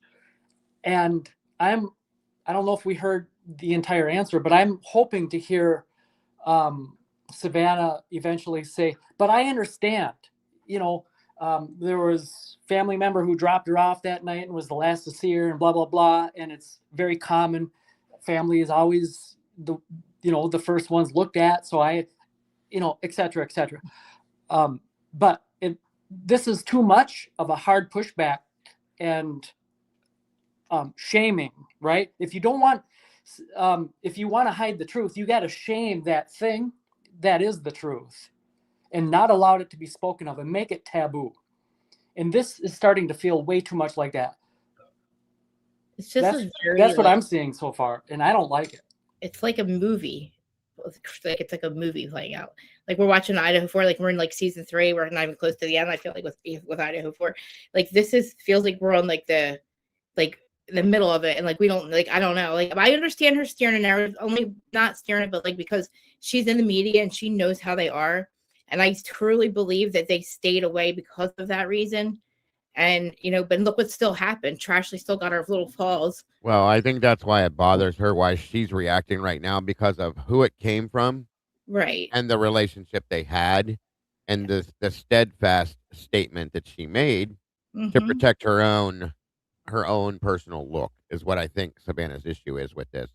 Of course, she's probably not going to say her name, but we all know who it is. So, well, however, he was the last to see her, and he is a family member, so it's a good double whammy. You know what I'm saying? So we all were thinking it too, but for her to say he's the prime suspect and just stay on it, that's like and it's also the way it was stated, because we've all said it. She knew that law enforcement looked at them as well. Yeah. Law enforcement looked at her, Cameron. They definitely looked at Annie and Tommaso and cleared them all, based on what we were told, of course. But what she's speaking on is what Banfield did, and the statements that were made in that aspect, in my opinion. I agree. And then there was also a bunch of other, because of Banfield's fans and the people that follow her, and some of the people out here took that and ran with it and trashed them bad. Trashed her family very bad. And I think that's what she's speaking on, is how it hurt.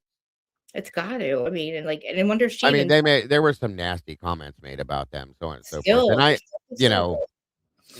it's still going on. Looking into it, I get it. We all did. Everybody did, and including law enforcement. And that part, I think she said she understood early on.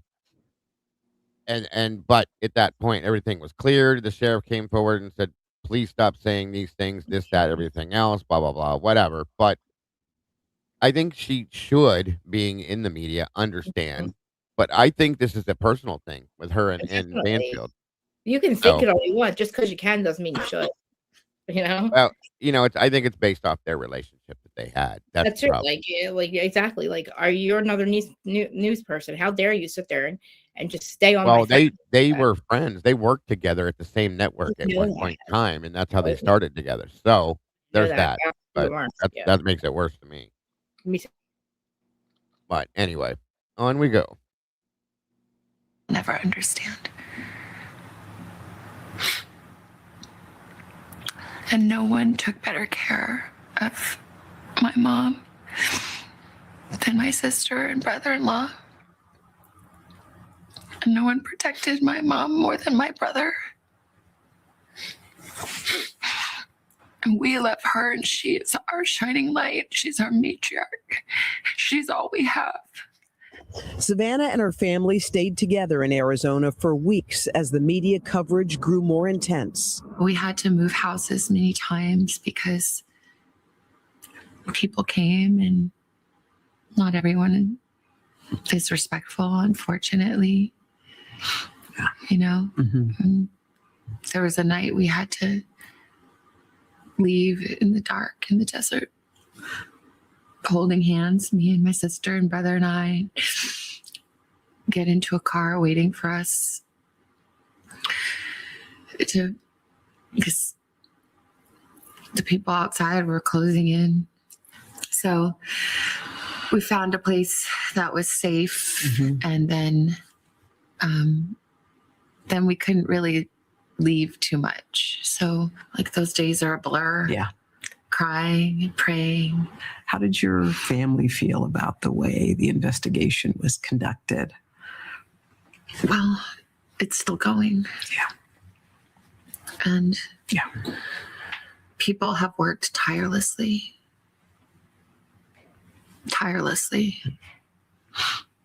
And we see that. But we need answers. We cannot be at peace without knowing. And someone can do the right thing. And it is never too late to do the right thing. And our hearts are focused on that.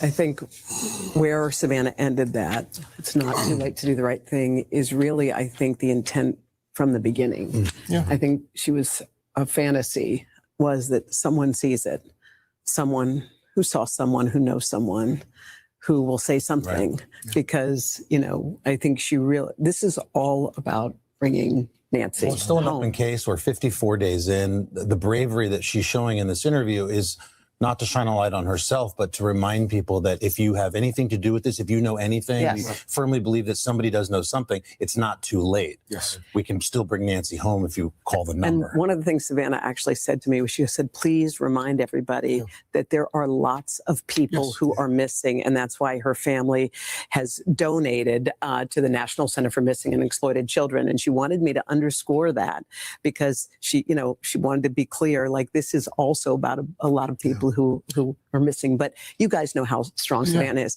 I have never, I knew she was strong, but I didn't know how much until yesterday. Yeah, when I sat with her. Just of the takeaways there, the fact that our dear friend would blame herself. Oh, that was the hardest. That was the hardest part. Would blame herself for any of this when it was some sicko or sickos out there who would kidnap a woman in the middle of the night. But the only SG could sit there and do that. Because of the faith that she has, that Nancy instilled in her. And I think we're going to talk about that, Al. In fact, in the next hour, we're going to talk a little bit more about Nancy and the faith that kind of brought her to this point. So our love and prayers with Savannah. All right, guys. So that's the first one. There's two other ones. I think I'm going to run a part 2 of this tomorrow for those 2 interviews and a few other things to catch up on this, the rest of what we've seen and still have no answers to, in my opinion. We're at 3.5 hours, and I don't want to drag you guys through too much more. There's still way too many questions with this, with absolutely zero answers. Zero. It makes no sense to me. I don't think I've ever seen anything like an investigation like this that has nothing. That makes no sense to me. I would imagine at this point there has to be some kind of information in relation to this that will give credence to something, and there's nothing. That's what I don't understand about this. How do they not have any kind of an answer to this at all? I don't get it. I just don't. This makes no sense, folks. Especially having the FBI, multiple local, county, city, state agencies involved in this as well. How? And I don't, that's the thing is I don't believe that. Okay. And I almost wonder if they're not telling the family certain things, which I don't doubt. They do that. We know that. Because if obviously the family had information that they weren't releasing to the public, or the law enforcement wasn't releasing to the public, the doors being opened, this, that. I'd like to see how that looks. Photographs of that, stuff like that, which we're not, privy to, obviously. But this is just a very odd investigation, you guys. There's things that are said, things that are coincidentally out there that shouldn't be. The great niece and all those other things, and there's no follow up to this at all. Which is why I said it almost makes the sheriff look to be as though he's like helping them in some way, because it's known that he was hiding evidence, he wasn't releasing things to the FBI, hey Boricua, things like that. It's just odd, all of it. So, like I said, I'm gonna have to pick it up tomorrow because we're 3.5 in on this one. But yeah, it just doesn't make sense at this point, guys. None of it. I've never a kidnapping of all things, an abduction of all things that have the feds involved in it. Multiple local agencies, like I said, they've done whatever they said, and I just don't get it. I don't. I've never thought Savannah was involved in it. Never. Okay. In the beginning, I questioned the other sister and brother-in-law because he was the last one to see the mother. He dropped her off. So of course you're going to question that person. That person should be looked at automatically. And their finances and stuff were looked at from law enforcement and other things from my understanding. But there again, then we hear that thing about Cameron. Cameron makes a statement that came out of the middle of nowhere. That just, you don't make a statement like that, you guys. Something's wrong with that. Like either he knew something or he just had a really good guess. I think she's been kidnapped for ransom. You don't just say that with no knowledge. Unless somebody told them something that was never put in the news. That's my thought. Okay, that's the only way that would make sense. Unless he did it, which I don't think that, of course, yet. But, oh, I don't even know. I don't even know. It's sad that we have other things going on around this whole thing that's more of a bigger spotlight than the actual where it should be. That sheriff has access to many, many, many things that he can, and that will help him with the investigation. They had a guy that came from Louisiana. He brought his own team to do a grid search. He was on the ground this whole damn time and sit there and said about a week after he got there, he's still waiting for the sheriff to sign off on it. He never did. Yeah. And then we got detectives coming out talking about the sheriff. And then we got the sheriff's bosses coming out. And then we got TMZ. We got all this other stuff that's going on around it. And it's kind of like, well, it's nothing about this is not what it's about. It's not about finding Nancy.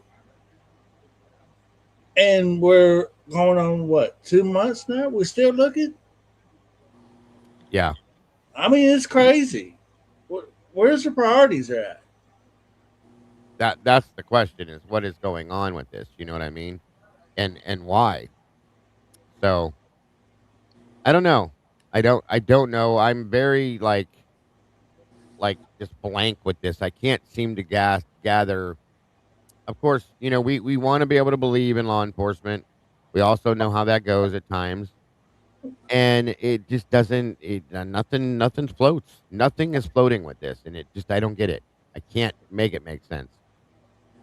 So Did we look into the background of the family to see what they have in their background? Because it's they plain. were, from what we were told and what was put out there, yes, they were looked into for pretty heavily, and they were also cleared from that at one point too. Again, that's what we're told. Um, but we don't know. We don't know anything for sure. There's nothing in documentation or anything like that. It's just that's what was stated by law enforcement. The sheriff himself did it, and so on and so forth. But again, I don't know. I don't know. It doesn't. I can't understand how they have no leads on this. None. That's what's killing me after this long of a period of time, and that's what makes no sense. So We got the bad guys outsmarted the detectives. They're just that good. that's what doesn't make sense, Eddie, because like I said, in one hand, we see this guy on this ring camera, right? That looks like an absolute amateur. Doesn't seem to look like he knows anything about what he's doing. And then this woman disappears, and there's not a trace of her. And they keep going back to That's what's hard to swallow. That's like the backpack. They was making a big deal out of the backpacks. Well, there's several times in that neighborhood, different people have backpacks. That was dumb. That was dumb to me. I'll say that.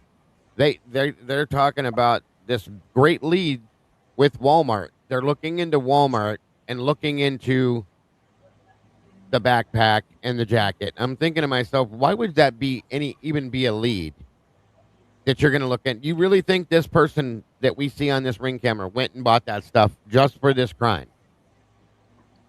Why was it so hard to believe that they had the bag or the jacket already? But you're relying on that, and they made note of that was one of their main leads, was they were looking into everybody that bought that recently. That's dumb to me. That's one of the worst things to waste your resources on, in my opinion. So, and that they're not that dumb. And by the way, in case anyone missed it, that was a moment ago. That was sarcasm. Yeah, no, I get it. That the bad guys are just that much smarter than the good guys. Yeah. No, there's something amiss. That's just off, completely off. I mean, I get it. You don't want the public to know every little damn thing. I get that. I understand that. But my point is, we're about almost 2 months into this. We're still hadn't come to a final resolution to the problem. That's an issue. And that's what I don't believe. I feel, and here's my other option, okay? And I've said this for a while. This area is very well known to be stomping grounds for a certain cartel, okay? And it's also been known that a lot of law enforcement officers can be in the pockets of the cartel just to look the other direction sometimes. So if this is traveling grounds for things like that, border grounds, whatever you want to call it, for them to transport back and forth, I don't put it past this sheriff to look the other direction. He's already been accused of RICO things, okay? He's been accused of many different things. And that's why it's hard for me not to look at him and say, hey, are you helping them? Were you helping them? That's my thought. Okay, that's another thought, I should say. So I feel like there's a grand possibility that maybe they do have some ideals and that they're working an angle, but at this point, it's been so long now, it's hard to believe that. You know what I mean? That's crazy. So tomorrow I will be back for part 2 of this to look a little bit more into the rest of the interviews, pull out some things and discuss those things as well. Unfortunately, watching the press conferences were kind of a waste, in my opinion. We already knew what they were about, but it's just they proved nothing other than well, what you could call incompetence or just pure laziness, whatever you want to call it. It's up to you, however you see it.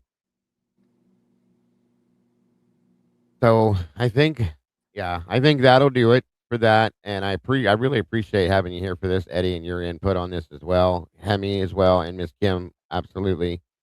Hopefully we can have people joining us tomorrow on this as well. My final thoughts real quick is I just don't trust that latest interview with Savannah. I'm sorry. And it feels like it's just opinion steering. Like, okay, this is what we need the public to believe.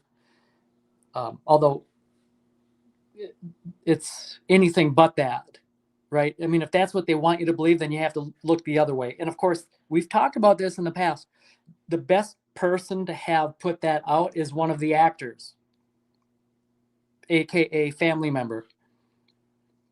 Right. And we've seen that and the effectiveness of doing that. Now, is she a willing participant and knowing participant? Who knows? But it would be hard now to believe that the public's opinion of this is there was a bad guy and he abducted Nancy Guthrie and he wants ransom for her. And notice how the panel, Coda and her fellow panelists, the takeaway was that they're still looking for her. There's hope, right? And that can't be. And you feel that Savannah knows different from that. Can't prove it, but it seems like she knows that Nancy is no longer here. And I find it hard to believe that with all the new knowledge, if you will, that Nancy has that we never had before, the back sliding door, whatever. And she's speaking about the blood just being limited to the front step. And notice how the media doesn't want to explore that further and say, well, was there any blood on the inside of the house? We know that there can't be that blood on the outside of the house without there being blood on the inside of the house. Can't prove it, but no one is curious about that. Well, I mean, they've claimed they found blood inside the house. Okay. Yeah, that's something that was part of the DNA they were sending off to get tested for different things. So, but no answer to that. Savannah's talking about it. She was very specific. The blood on the doorstep, in this interview. So that's directing the narrative to, it was just that little bit, the nosebleed blood, right? Yeah.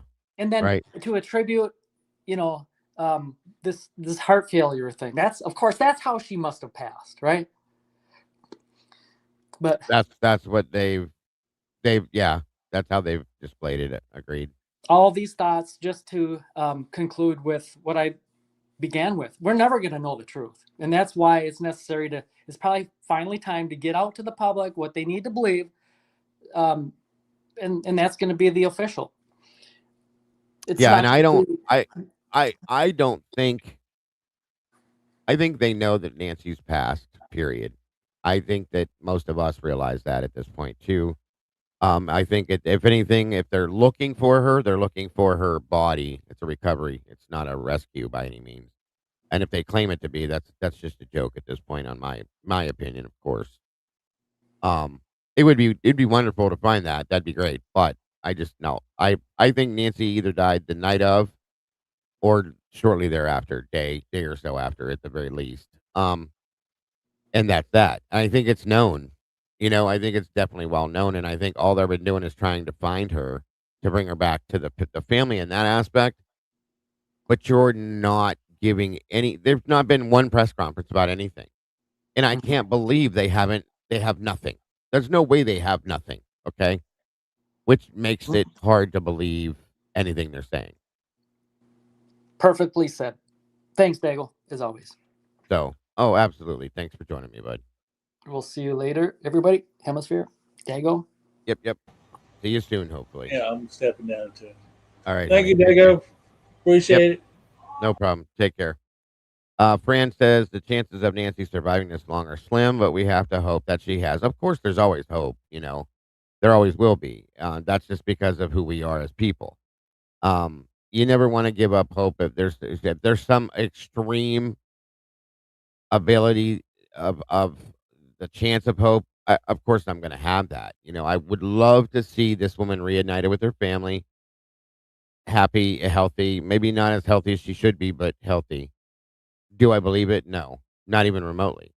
But I want to believe it. I'll say that much.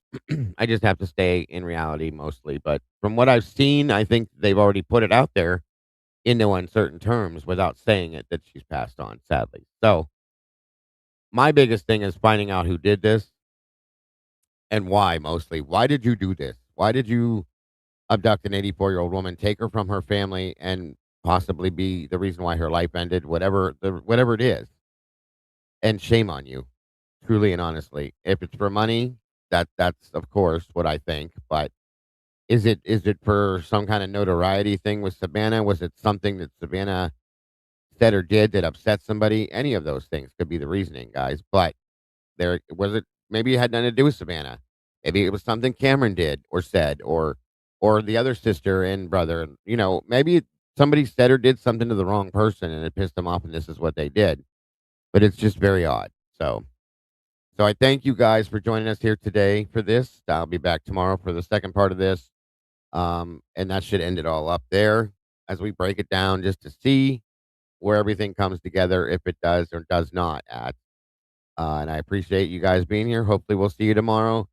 Don't forget, I will be live tonight, 8 p.m. Eastern Standard Time with Devil's Advocates and Bronx Tales True Crime. You don't want to miss that one. It's going to be a good show. Lee's got some stuff with the Idaho 4 case put together. For some, there was a boots on the ground mission that happened in regards to this. Some of it is in relation to Brent Kopaka, very interestingly enough. And it's something you definitely don't want to miss. From my understanding, it's going to be very interesting, and I'm excited for it. So please make sure to be there 8 p.m. Again, Eastern Standard Time, and I believe it is 6 p.m.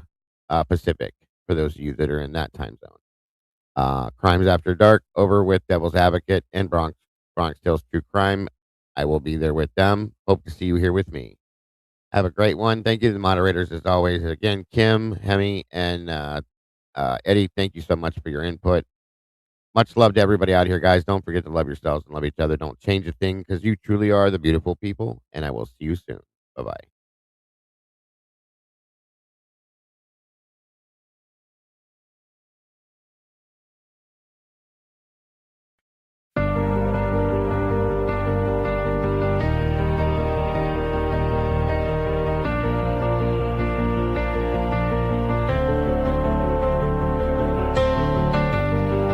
The coffee's cold, the final stand.